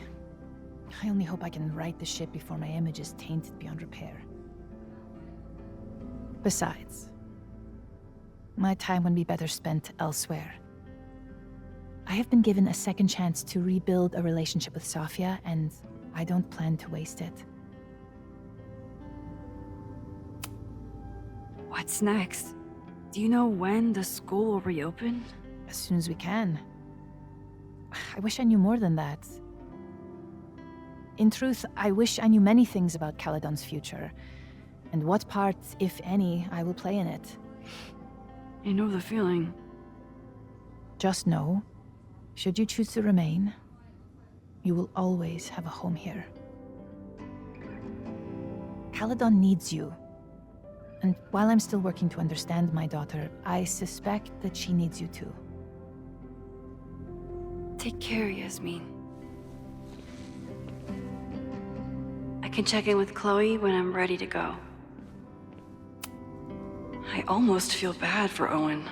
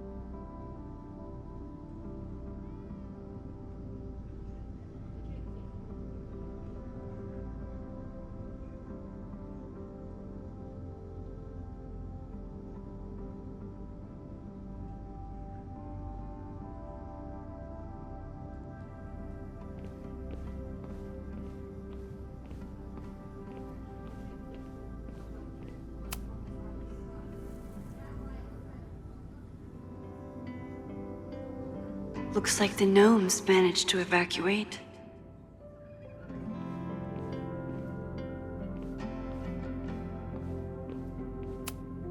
If I hadn't gotten there in time, Vin could have started this fire. He knows that too. Crazy week, huh? One word for it. A fire breaks out. A body's discovered. Caledon's making headlines again. Yasmin must be busier than ever. I wouldn't know. Handed in my resignation on Monday. I'm actually on my way out of town. Where are you heading? Who knows? Who cares? I just need to get away from here.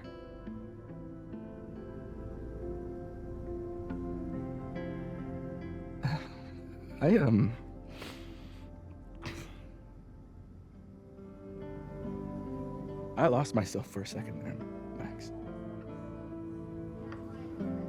I mean, I care about Yasmin, but I never wanted to turn it into her. I mean,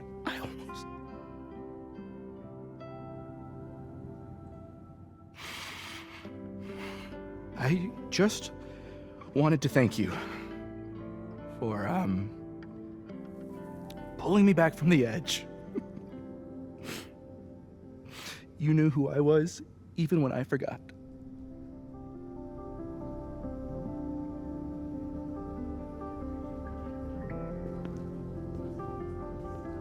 Take care of yourself. Don't be a stranger. Thank you. Thanks.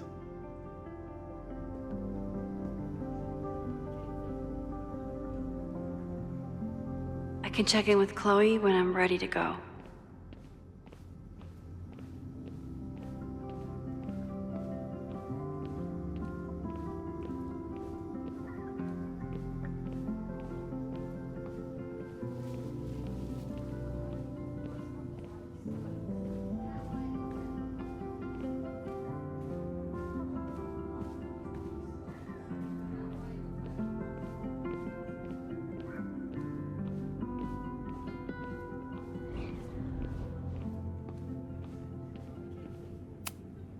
This must be the busiest news day in Lakeport's history.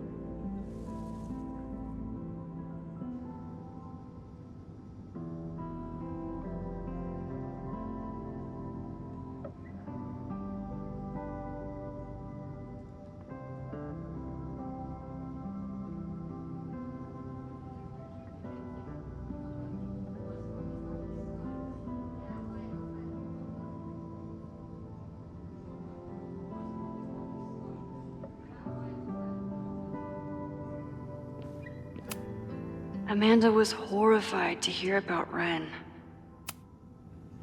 Hey, I'm so glad the turtle wasn't damaged in the fire. Yep. Bar's still standing, I'm still standing. Trying to focus on that for now.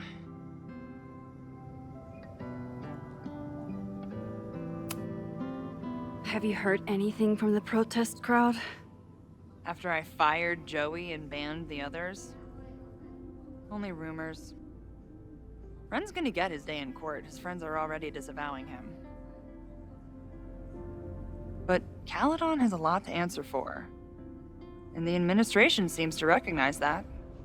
Maybe Lakeport will listen.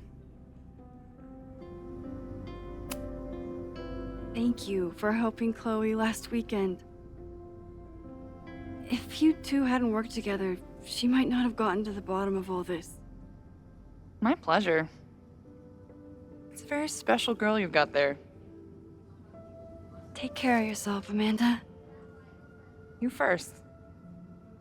I can check in with Chloe when I'm ready to go.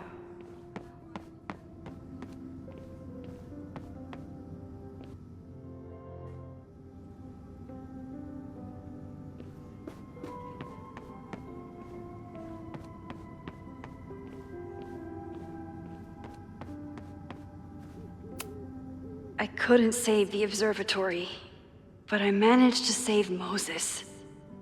I'll take it. Enjoying your victory lap? What are you talking about? Fire still happened. There was so much damage and suffering. But no deaths, Max. That's incredible. You and Chloe saved so many people that day.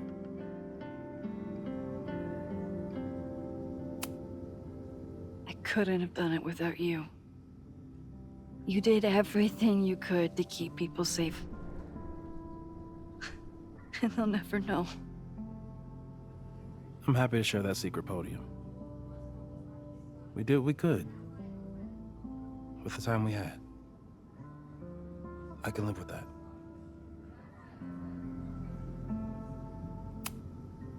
So, fire still happened. No matter what we did. Was it inevitable? It appears so. I guess time really does have a sense of irony. So I'm trapped. If something terrible happens, I can't undo it. Not trapped. Free. If something terrible happens, you do the best you can. Like the rest of us.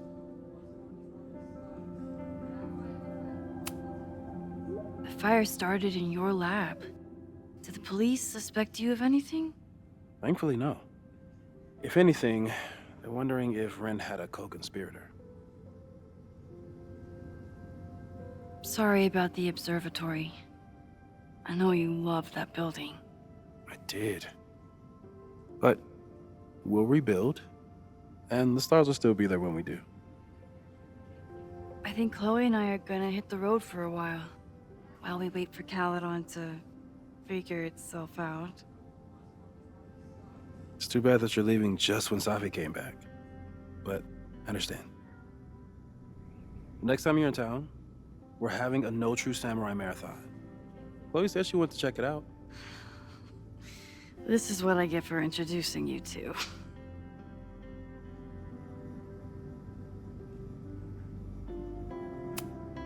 I couldn't save the observatory, but I managed to save Moses. I'll take it. Amanda was horrified to hear about Ren.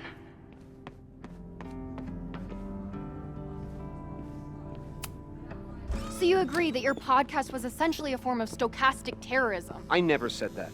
And you have no evidence. The Caledon Truth, episode 21. Somebody needs to show the administration that we're a force to be reckoned with, whatever it takes. When I said that,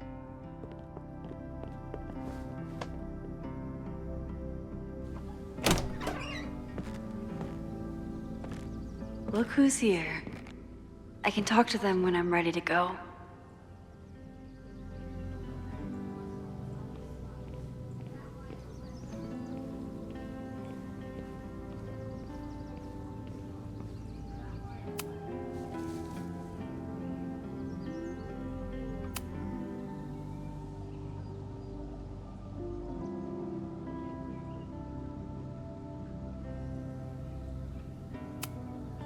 Noelle was incredible. that day.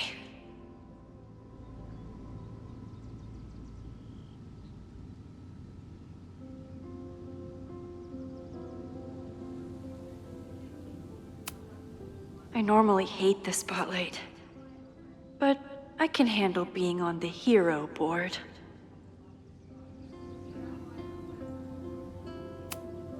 Glad he's getting some recognition. But this kinda makes it seem like Caledon doesn't know his name either. No casualties. I can hardly believe it.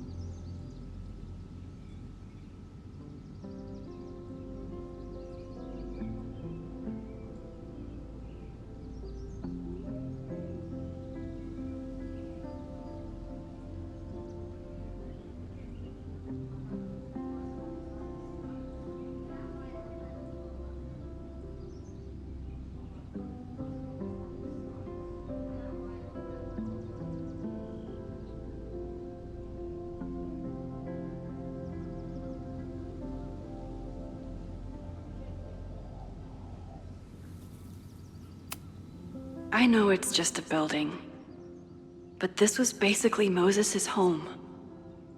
I wish I could have saved it.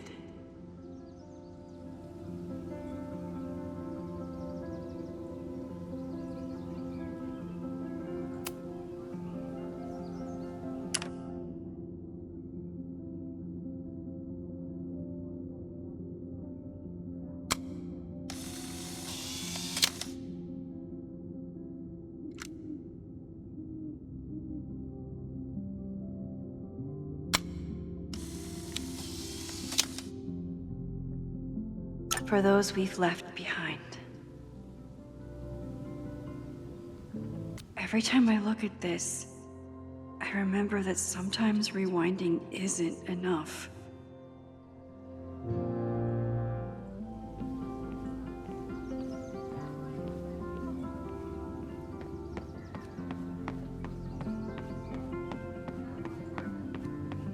Chloe said she'd be on the patio.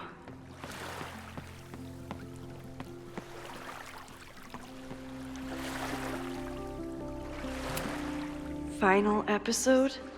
Somehow I doubt that Loretta is announcing her retirement. I can't imagine a Caledon without Loretta's flyers wallpapered to everything.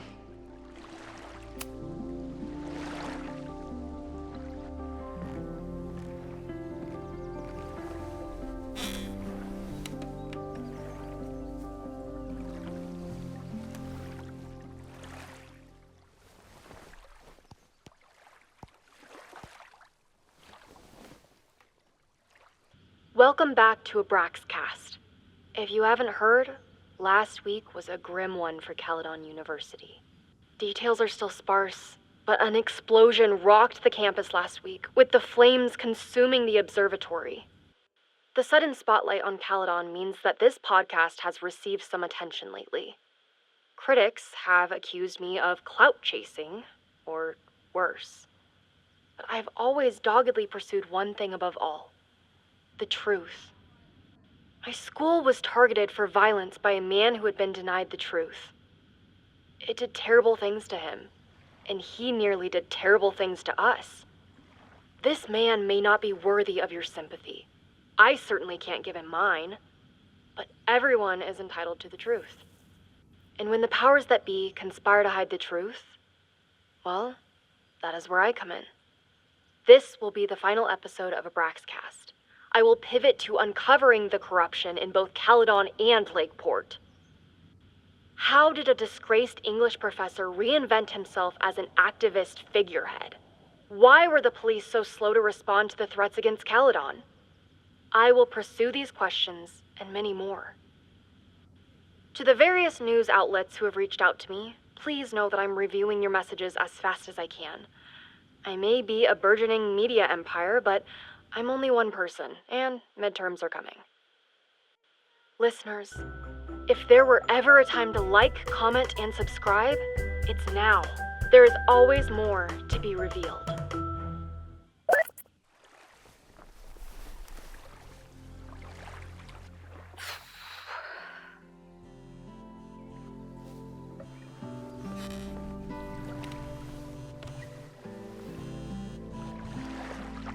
Diamond? Hey, Max. I know I've been mostly ducking you since I left Caledon, but I heard about the fire. I'm so sorry. Thank you. Are you and Moses doing okay?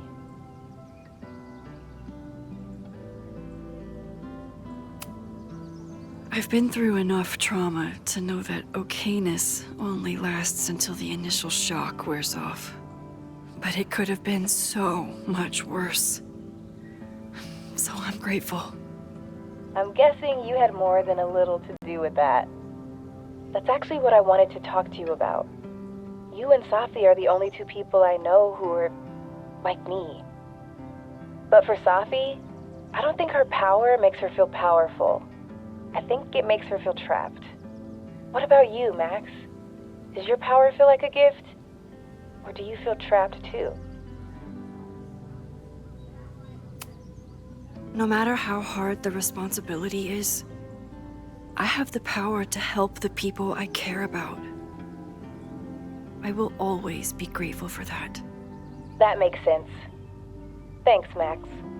Come on, you have to give me more than that. What's going on with you? I'm almost ready to talk about it. And when I am, you'll be my first call. I promise. I'll be waiting for it.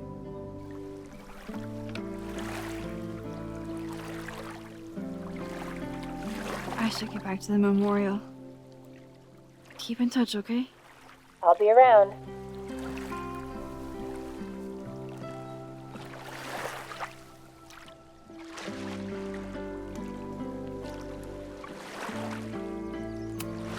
I could use a break from the mingling.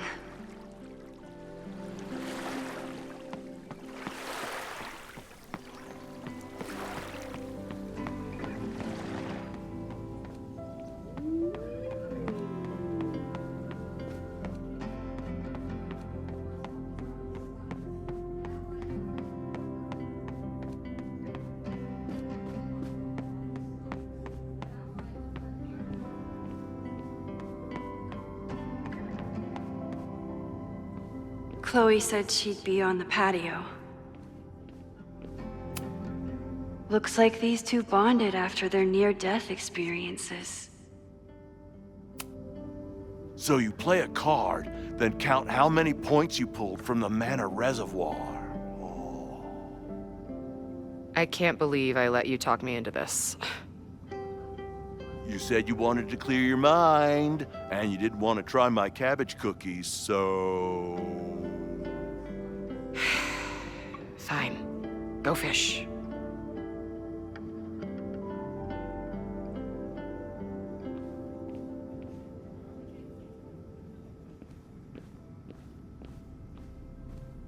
Chloe said she'd be on the patio.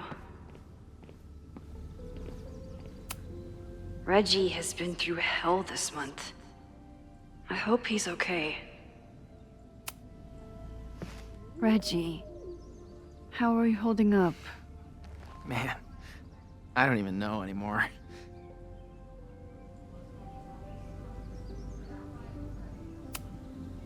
How is Abraxas handling everything? For now, with a lot of emails that say no comment. But long term, I have some thoughts. Those alums who knew about the body, they cared more about their reputations than the victim's family. It's disgusting. Abraxas was never supposed to be the Skull and Bones. It was a refuge for outcasts. And maybe it can be again. Have you spoken to Vin at all? No. But somebody dug that body out from the Hall of Secrets, and who else knew how to... I don't even want to think about it. See you around, Reggie. See you, Max. I can check in with Chloe when I'm ready to go.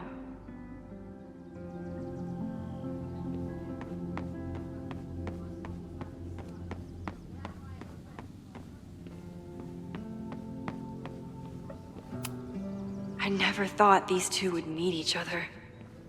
I'm so glad they get along.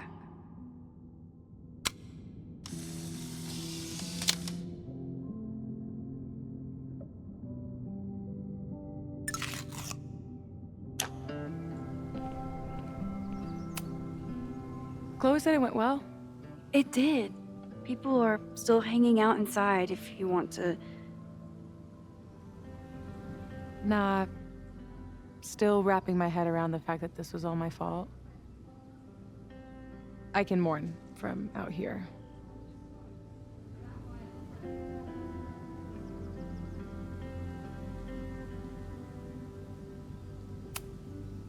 Have you been back to that weird lighthouse since last week? No. I can still feel it, but it's manageable. Like an itch that I'm learning not to scratch. I guess all of us have the seeds of our deaths planted inside of us. But I'm trying not to focus on mine while I still have a life to live. That was so metal.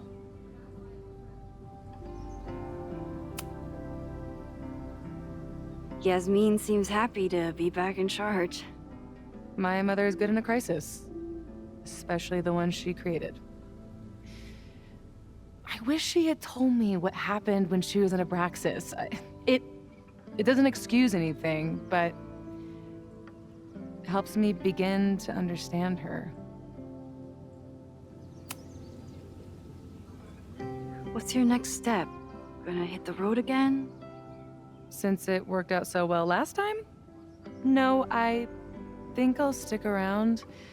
Get used to wearing my own face again.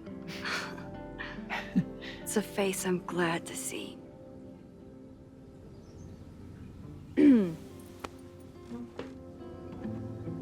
Ready to head out? If you need more time, I could find my townie buddies and start a round of cornhole. No, I'm ready. Bye, Safi.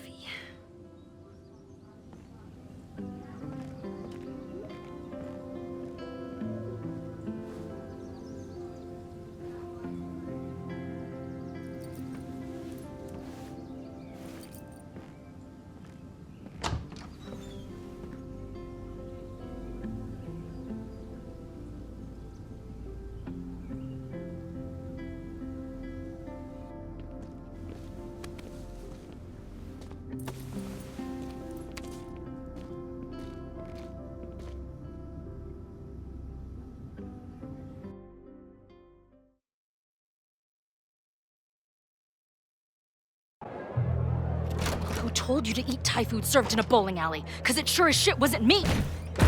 Look, the only reason we were even allowed back here was because I promised that you would be well-behaved and on time. No, I don't know what I was thinking either.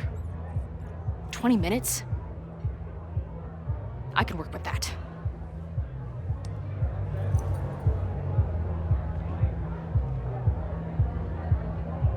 I know I put that letter from Moses somewhere.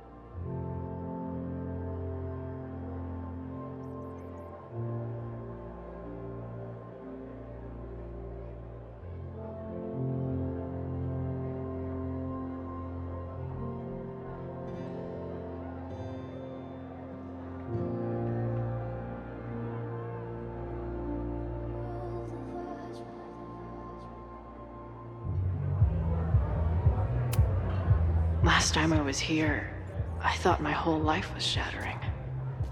But here I am, relatively whole. Even after the disaster last show, they still invited us back and hung our poster in the green room.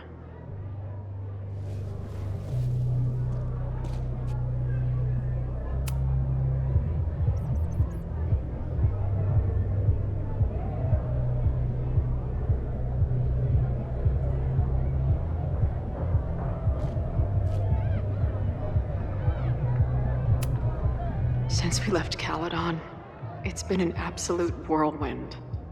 And everything I dreamed our life on the road together could be.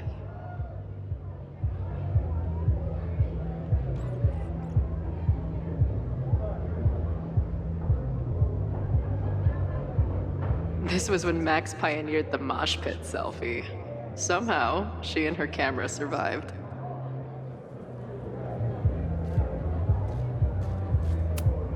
The band better get here soon. These guitars aren't going to smash themselves. It must have taken a lot of work to find a TV shitty enough for this room. Respect. Drugstore Makeup Destroy America, Part 2. Now with award-winning photography.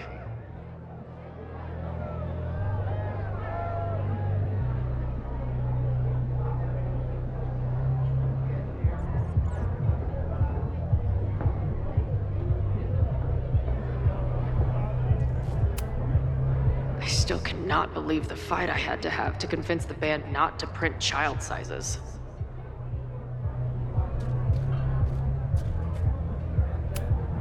This spread is slightly less shitty than last time. Hope it doesn't give the band big heads.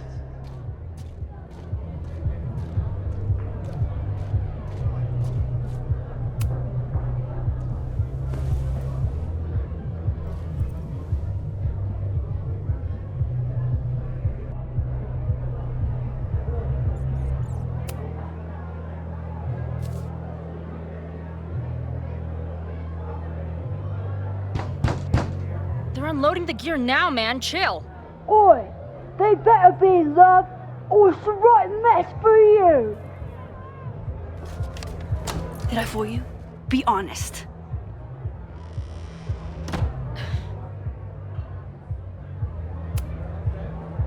Honestly, I think you could have been a pretty intimidating bar manager in another life. How's your shoot going? This is my favorite spot yet. The people, the stories, the life. You can practically feel it radiating from the walls.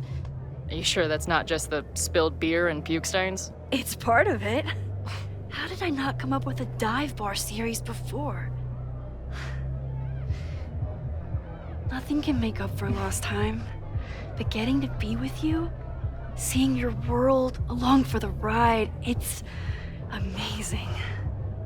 Well, I love getting to see it through your eyes. It always makes everything more magical. Oh, before the band gets here, I need to get one of you alone. Wherever you want to stand.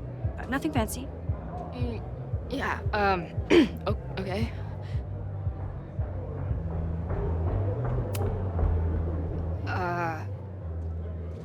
Let's do the mirror. You sure? Yeah. It's only fitting.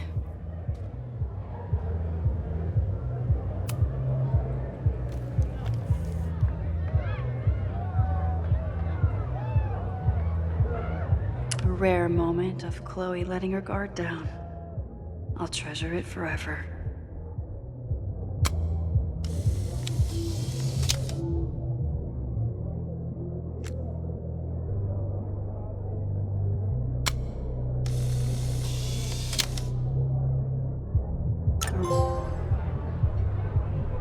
A rare moment of Chloe letting her guard down. I'll treasure it forever.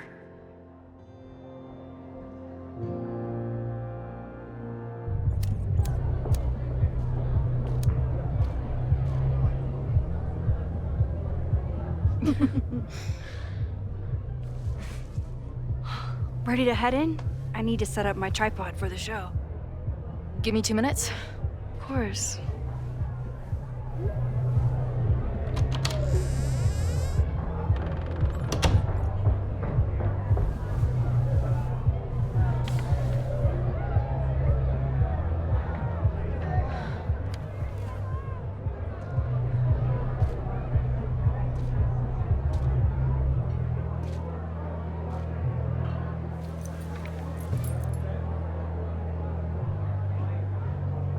Chloe, I miss you and Max both and can't wait to hear about life on the road. But this letter is about something more urgent.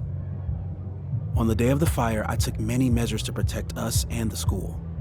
Most of them failed, but one remains unresolved. I've always tried to help Max with her powers. But in that moment on the rooftop, with her photo in my pocket, I froze. The implications were too large. The questions too many. You and Max saved many people. If she had another chance, who knows? Maybe she could stop the fire completely. I don't know what the right answer is. I'm not the one who should answer it. But I don't think Max is either. I think Max knows she cannot carry the burden of her powers alone, even if she desperately wishes she could spare the people she loves. Max's power is a gift, but it is also a trap. There are moments in time that she cannot let go of. The lighthouse, the overlook, and now maybe the fire. If Max knows the photo survived, I don't believe she will ever be able to let go. She will want to try again, to save more people, to stop the fire, if she knows. We understand Max's power now better than ever, but so much remains a mystery. If she goes back again, does she risk another storm? There is one more thing. What happens to this timeline when Max leaves it? What happens to you? I wish I could tell you. Chloe, I'm sorry to put this burden on you, but I know whatever you choose will be right for Max, whether she knows it or not.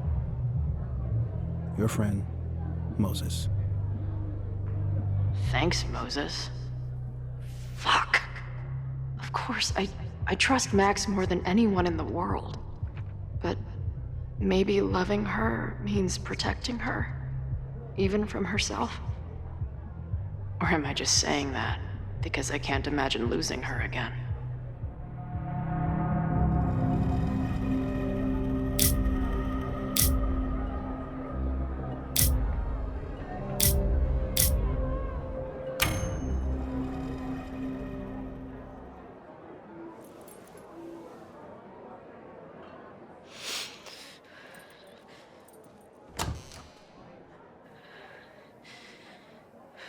What's wrong? I have to give you something.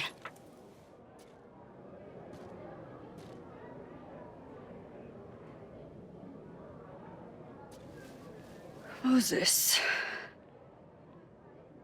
He had it all along. He sent it to me with a letter.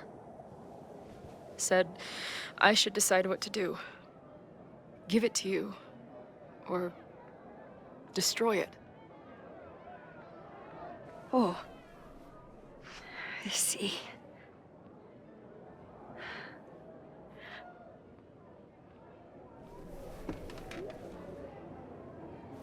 I know what this photo means. It's not just a chance to try again. It's an obligation. I can't be mad about it. It's what I love you for. Chloe. Just promise me you'll always find me. Maybe not me, but some version of me. Promise me she gets to be with you if I don't. Hey, right now, the only thing that matters in the world to me is being here with you.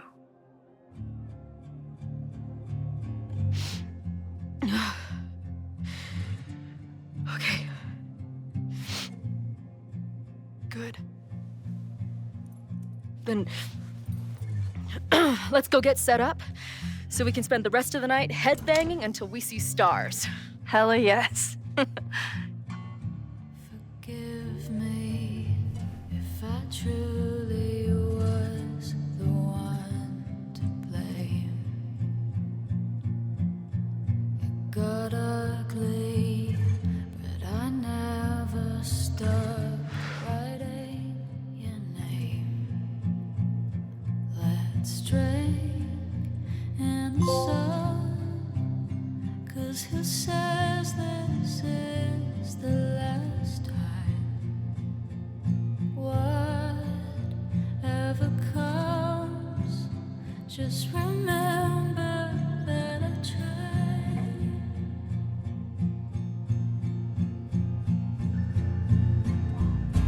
It's so cruel, I can't stop thinking, did I do this wrong? I don't want to, but the fates won't listen. Let it happen, let it go. Let it happen, let it go. Let it happen, let it. All I want is some kind of sweet release, you know. I'm fragile, and the more it stings, the more I know it's not gonna change. We're just fireflies in passing.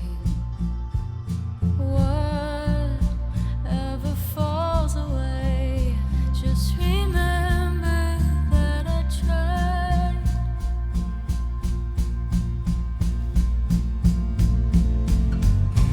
It's so cruel, I can't stop thinking, did I do this wrong? I don't want to, but the fates won't listen. Let it happen, let it go. Let it happen, let it go. Let it happen, let it go. Let it happen, let it go. Let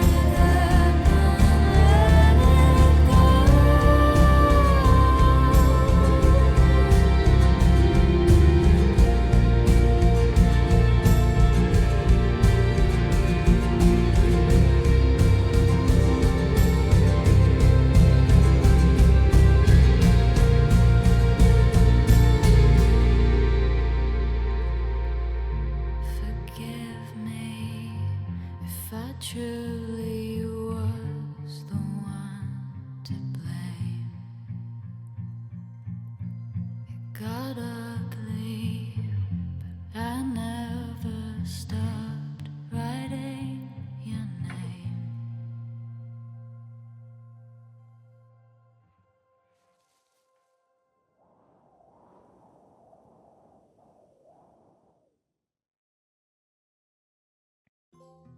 Okay, everyone, that was Life is Strange Reunion. That was, wow, such a journey to go on. Especially with finding out that, all the changes they probably had to do with making sure that the storyline of Double Exposure ends, of course, meaning that who kind of cuts things off at the coming floor. But I mean, just incredible. Especially that ending, of course. Trying to think of things. Okay, so like the beginning of when they had Chloe doing the dreamscape thing, that always was an interesting part I found in the trailers. I'm like, why is he connected to Safi in that way? I just want to know why. And then, you know, and of course her, you know, freaking out because Max is holding a gun at her, got both of them, and wing out, and, you know, Chloe kind of screams and, you know, kind of leaves. And then, you know, we go to Max, you know, who's coming back from a weekend trip in New York City. Take a photo of the sunset, of course, and we get to see her actually being a teacher per se, you know, because there were student essays that were in the car and whatnot. There were, well, photo assignments, whatnot. Sorry.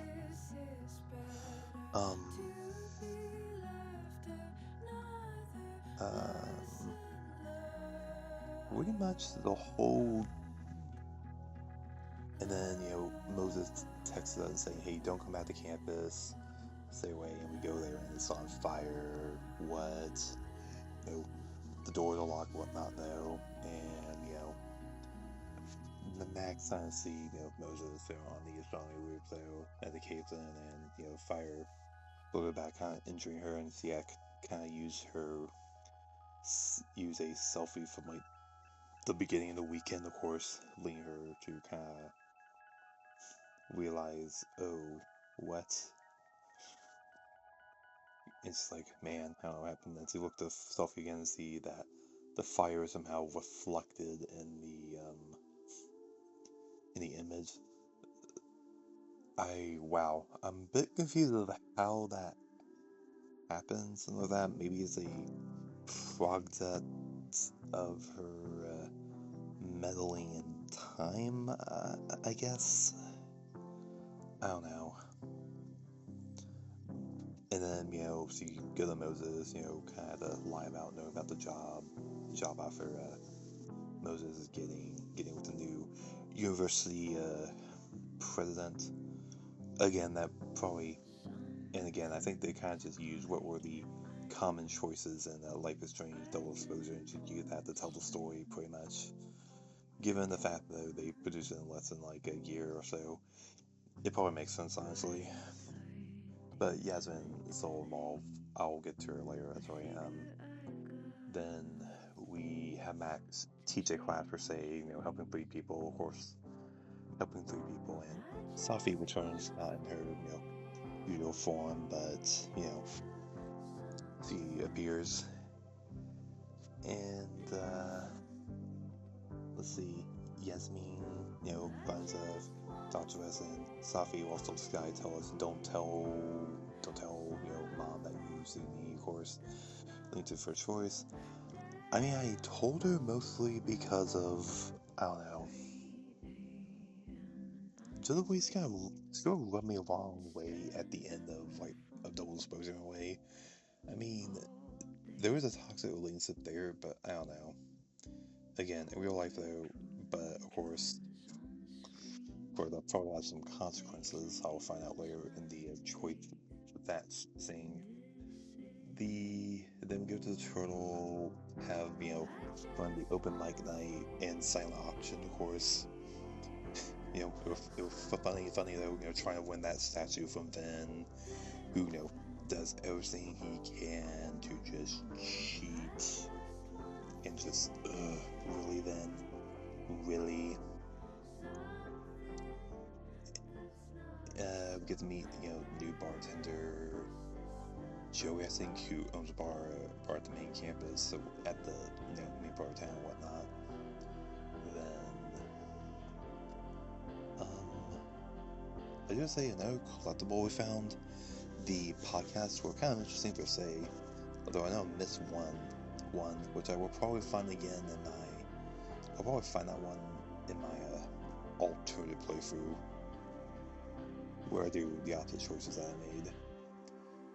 Anyways, trying to think of I'm trying to get back on track.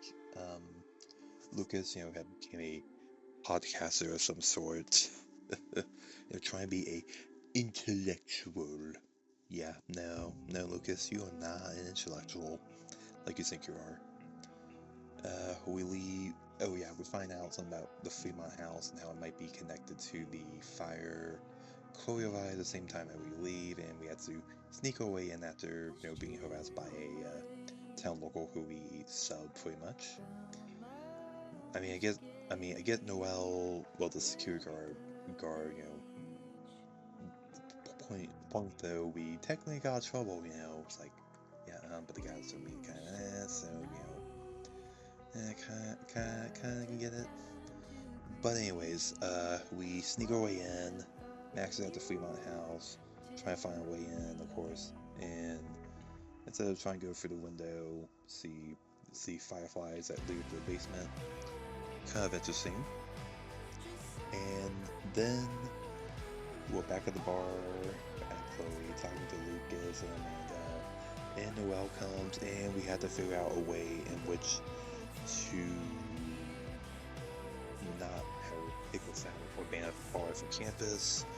So, I'm able to lie, say I'm a graduate student studying space or astronomy or whatnot. I don't know, physics might be more about option, but anyways. See, pretty much take us our word and ask who our sponsor, and we have the choice between either telling it Max or some made-up professor. You might want to know something because I saw this in someone else's YouTube playthrough of it, though. That the professor she uses in the make-up a name is a character from Shakespeare play. I can't remember it now, but you play doubles for the storm, you'll know what play I'm talking about. Area Prospera. But anyways, there were alert on the radio about someone being near the old Abraxas house, of course. Chloe was there. Max is in the basement of the Abraxas house on Fremont Street. Finding Loretta there. They kind of make a deal, of course, so of just not rallying each other out about why they're there when the beat didn't listen. Of course, the doors are locked and we had to disable the charges as the house is about to be blown up, of course.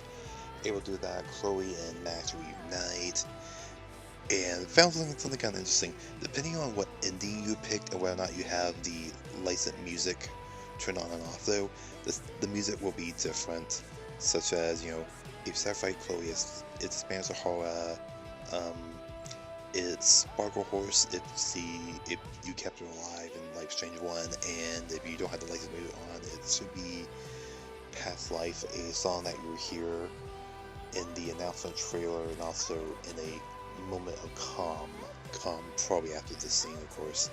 But anyways, they go back to Max's house, and spend the night, of course. Max, of course, is unsure how to proceed the conversation, and they both kind of talk about what happened, how reality not put away at this. My Chloe was adamant, though, that her and Max spent time on the road together, which did not happen from Max's point of view, of course. And she let her in about the fire thing, and they both kind of try to work together to figure it out, though. Going back to campus at Max, who, try to invade Owen's office and find out that Safi has impersonated him and doing whatever, and going to a quad and meeting with Yasmin again, who pretty much gives Max the message that Safi wanted to meet her at the turtle with the folder and whatnot. And then Chloe talking to Moses was kind of interesting to see them kind of bond, of course, personality-wise a bit different. But anyways, try to understand Chloe's dreams, whatnot, and her connecting to Safi and Maya Akata. Then they finally end on. Then we're at the turtle talking to Safi, trying to talk her down, of course. She yells at us for telling her mother where she was, as she wants to start badgering her. I can say that it definitely a bad sign, but also I can see both sides. It's a little bit annoying, but also she is worried about you in a way. I mean, it's hard to say in this situation. If you've ever been in this situation, even muting and blocking them temporarily might be good for your mental health at the moment in order to heal and whatnot. I'm not going to say I'm an expert on this up, but just if you feel a bit overwhelmed, just do it. Try to explain, but you can't why you just need a separation a bit. It's just work out the stuff, And then Chloe is able to infiltrate the protesters in my playthrough, Yep, and of course he steals, Safi bag that has a mask in it, and both Max and Chloe have a good moment on the lake, and they infiltrate the party later that night where Max is tripping on drugs or whatnot. And I told Safi about the fire, so she pretty much called the cops. They would tell them to come to the Fremont house or whatnot, because a bag of bones is found there, of course. And then we go for the whole, searching for the evidence, trying to see what happens, and I still don't know who exactly it would be, of course, and had to tell Chloe that, yeah, you were at the fire that night. That kind of put a damper on the reunion kind of thing, and, finally we have a moment to actually kick Chloe, and, we had to make our choice of who we think start the fire. Of course, the evidence I were able to get was Ren, the little kid who would be a little sad to say at the beginning, but anyways. But then Max's, thing said Ven wasn't, because I talked to Yasmin a bit and kind of asked about the blueprints that I found, and said only someone at high level clearance will be able to do that, and frankly it told me Ven, and I'm like, could be either. We're very surprised how the final acts turned out though, which were, we're able to stop both fires, but Safi was the one who started the observatory fire, of course, after taunting Chloe or whatnot, bringing them to the dreamscape, and she very much had to do what Matt did for Kate in Life is Strange 1, of course. We're able to save her, and man, I thought the finale we were just going to have us like for Chloe again, but nope, Max was able to save everyone, of course, and leave with Chloe. And for the final choice, give back the selfie from the beginning of that weekend recording Inferno, or burn it. I chose to give it to her mostly because of, if I view my Life is Strange, like before the storm thing, Chloe lied to Rachel because, well, I lied to her because I couldn't get her mother to agree to meet with her, but anyways, it was probably for the best, honestly. But I feel like the Chloe definitely realized the consequences of those kind of actions, and feel like she needs to trust Max at that point, though. And this is the only way to sort of, in a way, fix, well, not really fix, but also show the level of trust they have for each other. And yes, pretty much at the limit of how much I want to talk about right now, and the choices things should be coming up soon, so I'm gonna stop talking and get there. Bye.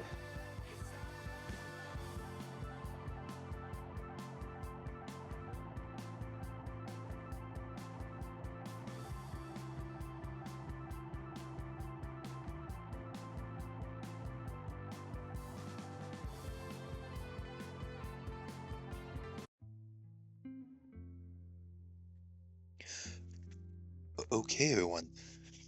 Where the choice licensing? Safi, 81% of players were able to help her find the courage to keep on living. 19% of her let her disappear at the overlook.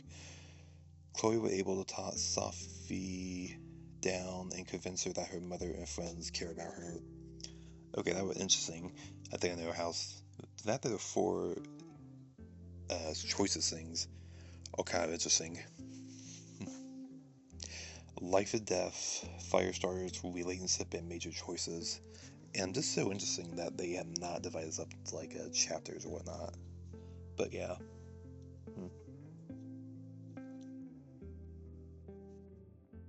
Guide me light. Yeah. What to say exactly? I mean, I still can't believe C is the one who starts the fire. Like, what the hell? What the actual hell? But anyways, we were able to give her redemption in some way or another. I mean, I do like to see the concept of your friend becoming the antagonist thing in a Life is Strange game. If they're able to do it though, like not the next Life is Strange game, but maybe like a game or two afterwards, where they can just do the concept a bit better, like a multi-game game with the concept in a way.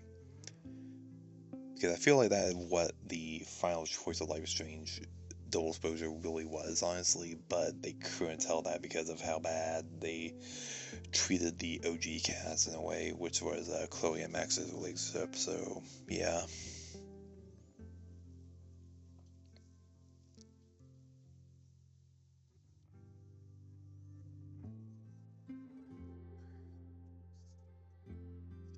Loretta, 93%. Survived the fire. Lost in the fight. Owen survived the fire. When it stopped, thus Owen was spared. Yeah, I want to say Noelle survived the fire. Used a mask Matt gave her to survive the thick smoke in the observatory. Awesome. I think I got everyone to survive, I hope. Jeanette survived the fire. Let Noelle know that Jeanette was in the observatory. A lot of people were not able to save her. Interesting. Because, you know, you get to look at the board. A board that went into the observatory. Survived the fire. A lot of people got to survive the fire. Were able to break open the atrium door and save Anthony the poet in the future. Okay, that was kind of interesting. You look a little bit like Ren, but I don't know. Then survived the fire. A lot of people lost them to the fire. Convinced them not to start the fire at the Abraxas house and gave him a second chance. Now that was the interesting part. Huh. After I guess the Abraxas house didn't do a lot of things, but anyways. Now we have fire story to look at. A lot of people stopped the admin building. Chloe was able to convince Noelle that Ren was guilty. Noelle stopped Ren from lighting the admin building on fire. And I think a lot of it may have to do whether or not you lied to Noelle about, you know, well, depending on the backtalk, I think, maybe. 41% of the players stopped the fire. A lot of people did not stop it. Suspected Ven of trying to cover something up. See if they were able to stop Ven from starting a fire at the Abraxas house. Now that's interesting. I'm in the minority of that one. A lot of people thought the admin won, but a lot of people couldn't stop the Abraxas house fire. A lot of people were not able to learn the truth about the fire, while I'm also in the minority of learning the source of it. Safi accidentally started a fire in Moses' office. Despite all of Mac's best efforts, fate would find a way. Now that kind of interesting. Like, I don't think honestly that Safi started the fire in the original timeline. Oh, Chloe Max. A lot of people rekindled their relationship on more than friends and remain best friends. I mean, I think a lot of people rekindle the relationship because the time seemed better. Safi and Max. Safi died thinking Matt didn't care about her, died without making amends. Feel confident that she can fix herself, saying to Max and Chloe. A lot of people did that there because they were able to help her find redemption in a way. I got happier with that outcome. Moses and Chloe. 37% of players had Moses feel like a friend of Chloe and relate to her. Moses felt acquainted with Chloe. Now that's interesting. I don't know how you get the bottom one, but anyways. Amanda and Max. Amanda decided to stay friends with Max. Amanda confesses to having romantic feelings with Max. I think Vin and Max. Vin is grateful for Max for giving a second chance. Max was not able to help Vin. Yeah, I think the Amanda thing had to do with whether or not you romantic Chloe, which kind of pushes you away. I don't know. I suppose Safi will stay quiet. A lot of people stay quiet. I admitted to Yasmin that she's seen Safi yapping with Phil, but then Zin stopped badgering Safi, who became furious with Max. Yeah, another thing there. It's like, I guess that's worried about her daughter, but also it's like, you don't want to convince Noelle you're a prospect student. A lot of people convinced her you were a transfer student and trusted Chloe and heeded her suspicion during the fire and protests. Yeah, I mean, if you went out to Lucas, he'd help you out doing the back talk a bit. Which is kind of interesting. Give Max name or not. A lot of people gave her a name. Gave Max his name. The made-up name is Eo Prospera. Noelle could find Max by knowing Chloe, and Lucas stopped talking to Chloe, knowing she was connected with his bitter enemy. Oh, Lucas. Really? Tell Safi about the fire or refuse. A lot of people probably told her anyways, because, you know, told Safi about the fire, and Safi apologized for confronting her, and then tried to help Matt learn more about the fire throughout the weekend. Now, I'm kind of interested to see what happens if we don't tell her, though. Will she know about the fire anyways, or was she just sort of, you know? If you convince Joey you're part of the protest, a lot of people convince Joey that you're part of the protest, trusting them with information that paramount to stopping the fire. I mean, Joey should definitely have been more. I get that they're trying to stop Caledon from taking kiss or hold hands with Chloe. A lot of people try to kick Chloe, but I held hands, mostly because I know, you get options to kiss 2 times on the bow thing. We get to rewind both times, and Chloe kind of laughed at you a bit. That's like, you try to get me to you. They try to attack the intruder in the basement. A lot of people distract them, but if you attack them, you get a piece of evidence that you can use later on for a trophy. Which the choice here says is kind of correct. Tell Chloe about her death or hold back. A lot of people told her the truth about how she died during the fire. Taking her mood and optimism, approaching the oncoming danger with macabre humor and a darker perspective. Oof, okay, wow. That's interesting.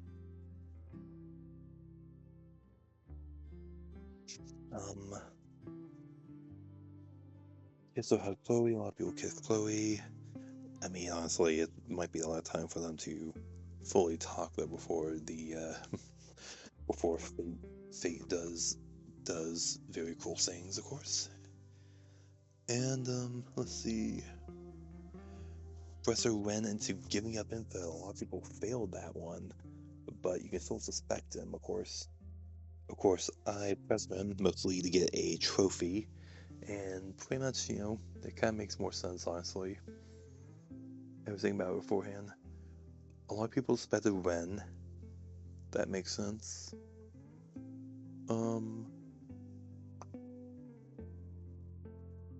Yeah. If you're able to match out though, the game straight up tells you that. Who did not suspect? A lot of people suspected Ven. A lot of people next to Zoe, Safi, and Reggie. I don't know how Reggie would be an option, honestly. That's just a bit confusing. Safi I can get in a way. Owen does make sense technically because you only interact with him 4 times in the game, so it makes kind of sense. Give the photo to Max to destroy it. A lot of people destroyed the photo. I gave it to Max, mostly to let her make the decision on her own. Yeah, this is going to be another decision. We can see what happens. I don't know if the game will have like a little post-credit thing. I'll be like sorry they did that. Oh. Okay, yeah, they're doing the romantic thing again. They're on the bed. Max is sitting there going, Just thinking about that night.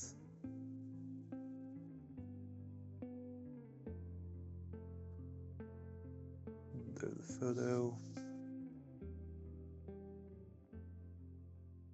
And, oh, so he's going to burn it.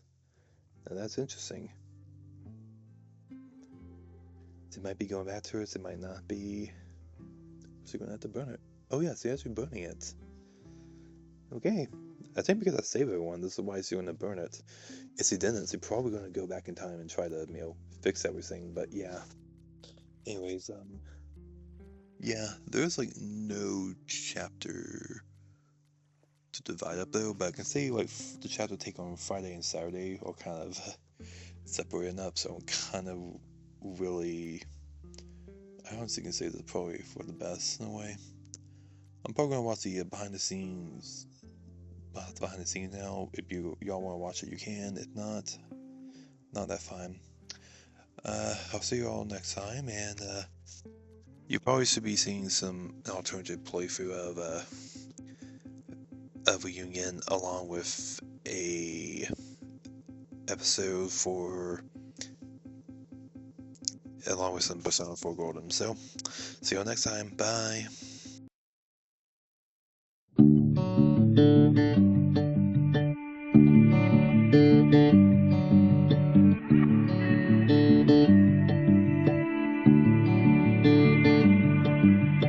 I've been losing touch, trying to shake a feeling.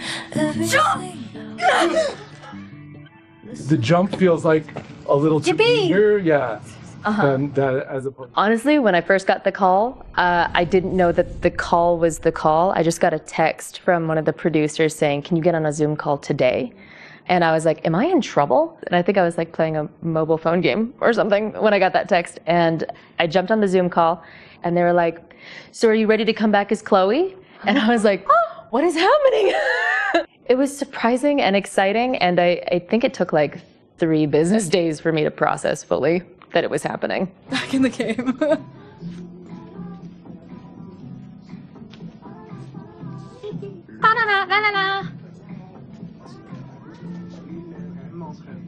Is it picking me up?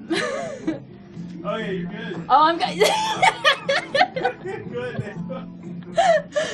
I'm just so happy because these two characters' relationship is so important to so many people.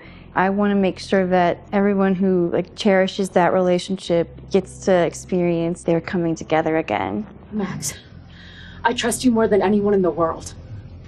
Your powers are complicated, but you're good. And reality can't change that. As soon as I heard that Rihanna would be coming back, I was so excited because Rihanna had been my reader opposite for both of my auditions for Max and Double Exposure. And we had a special bond from that experience. And so I knew that it was going to be great. Just all around the best version of the game that we could make. Great. Here we go. Chiron. 9 months since the storm.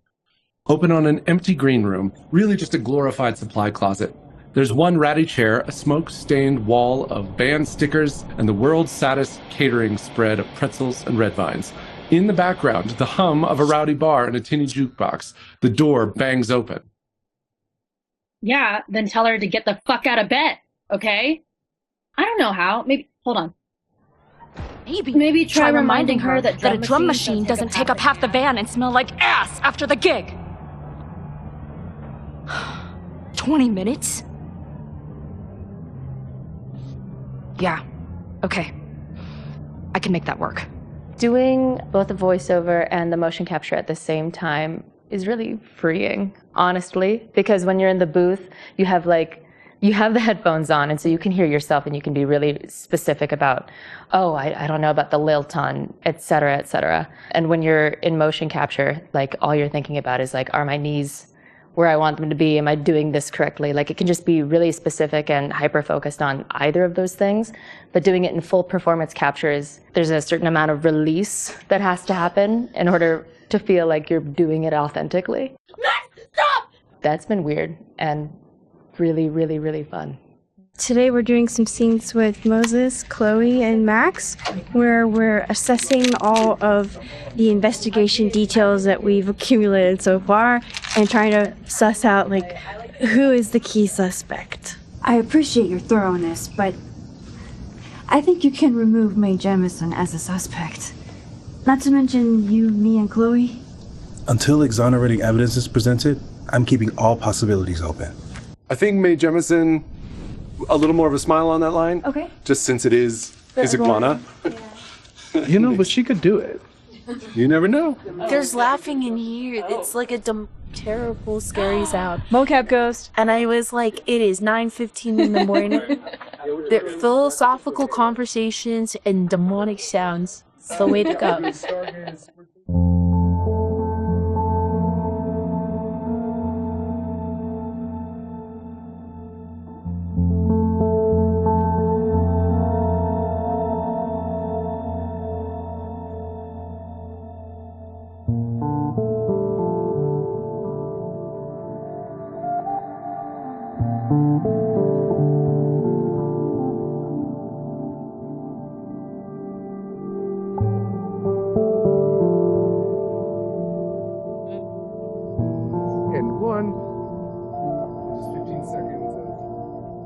Can I tell you a story? I died in a car accident in 2019. And so there was something kind of trippy about learning what Chloe's arc would be throughout this game, where they're like, so there's a universe where you're dead. And I'm like, you know what? This is not a new thought for me to have. Whoa. And so it was kind of neat to get to have a place to explore that with, of course, the conceit of a character, the protection of a character around me, specifically a character that I love so much, like Chloe, and to get to kind of explore that with her is awesome. I mean, it got confusing at times to keep track of the branching and that sort of thing. Yeah, I'll get this to you. All right, brain. Yeah, I can do that. Thank you. Watch out. Only took us a little, like 5 people. But I saw it as like this sort of kismet gift. Whoa. Isn't that weird? That's wild. I'm glad you're okay. Me too. I'm just so glad you're here. Well, good. I guess I'll stick around. What was the most challenging scene that you've shot so far? My big challenge for this game was stamina and endurance and being able to handle like shooting for 10 hours a day or the entire day. My anxiety level is at a 12 and I'm like dealing with life or death circumstances. Like you can't, the stakes don't get any higher than they do in this game. We were supposed to be saving your ass this time. What the hell were you thinking being in there? So it was like a marathon to pace yourself throughout the day, throughout the shooting week, throughout the whole production process to like be able to withstand putting your emotional being through that. You all right? Yeah, I'm just like, you know. Just feeling it? Yeah. It's great. Also the physical aspect of the mocap suit and the equipment and the weight. Doing mocap is very taxing. So it was a big experience in endurance. It was a good first day of shoot week, but now we've made it to bathroom break, so that means we're 1/4 of the way through the day. Comparatively, mine's so small, but I just really wish I could have touched more things in the game. Like, I really struggled with the idea that like, so there's a table here, but I can't I can't interact with these environments maybe as much as I want to. I can't touch the other actors as much as I want to. Someone said, could I kick the chair? I heard that, and if you're offering. Jesus Christ. No. Oh, well. On we march. You tried. And you can kind of maybe have a one extra little moment with Max as you pass by her. Can I touch her? No. Okay. No touch. Well, Worth a shot. Lots of words. Can I move my head a lot? I mean, everything you're saying about the suits is so real. And everything you're saying about like the limiting aspect of having an entire 3D space around you that you can't see and can't interact with, and your gestures are all limited due to animation. It's a cool like constraint to work with in some ways, but in other ways it's infuriating. Yeah. I mean, I really think what will happen is that animation will take it from right here. Sure. They are the wizards. They make everything that we can't do possible. I think it's kind of cute. It's like he's hiding her in his jacket. He's just carrying her around. It just goes to show you like how much work is put into these games on the back end. Like just this action right here in the game is like would require so much work and effort. People work really hard to make these little things, possible. Can I have I'm sorry. Can I have a new finger guy? He's like rolling out that stuff. Can we get a new finger cover? Only if it's not a pain in the ass. I'll also pretend it's not. I'm only saying finger and not fingy because I'm wearing a microphone. Can they edit it so that you do say thingy? Honestly, I've just been having a blast. Like, I have a lot of really fond memories of moments where we've sort of cultivated these like small looks towards each other, like small touches. Like, I have a feeling that when this comes out in game, that this is going to be one of those like the heartbeat moments. And those are the things that I think of immediately when I think back on like, oh, that's gonna be so good. Are you tearing up? You're gonna make me cry. I'm so sorry. I don't know why. Dude, I look her in the eye. So I was telling her why. I look her in the eye. I was telling her yesterday. I'll look at her and she'll have this like look on her face of when we're like having these heartfelt scenes. We didn't even make the original game together, but I don't know why I feel so connected to her, but I really do. Like it's kind of otherworldly. So it's been a really cool process. She's gonna be I'm sorry. No. You feel what you feel. Like there's just so much emotion in her eyes. It's just so fun. It's so fun to act with. Same with you. What a pro. Yeah, I got you. Do you need a moment? No, I'm good. Yeah, I'm all good. Sorry. Do you need a tissue? No, I'm fine. I regret makeup's okay. Is it okay? Yeah, you look great. Yeah. Oh, hello. I regret telling you to stop. You should feel whatever you No, I'm good. Feel however you feel. Push it down.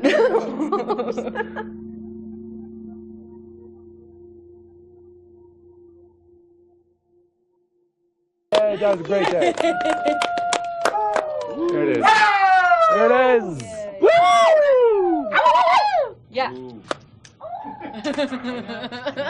Yeah. Oh my gosh. Wait. Again. Almost, actually. Sorry. Yes, that's fabulous. I was saying while you're getting, you know. Oh, yeah. Low. I just got a great one of you doing your serious look, too. Come on. Before Chloe dies again. Yeah. I'm just gonna start snapping. Yeah, go for it. Boop, boop, boop. I mean, literally, you guys just change poses. Do whatever you want. Yep. And scene. Yeah. Yeah. That's really nice. Okay,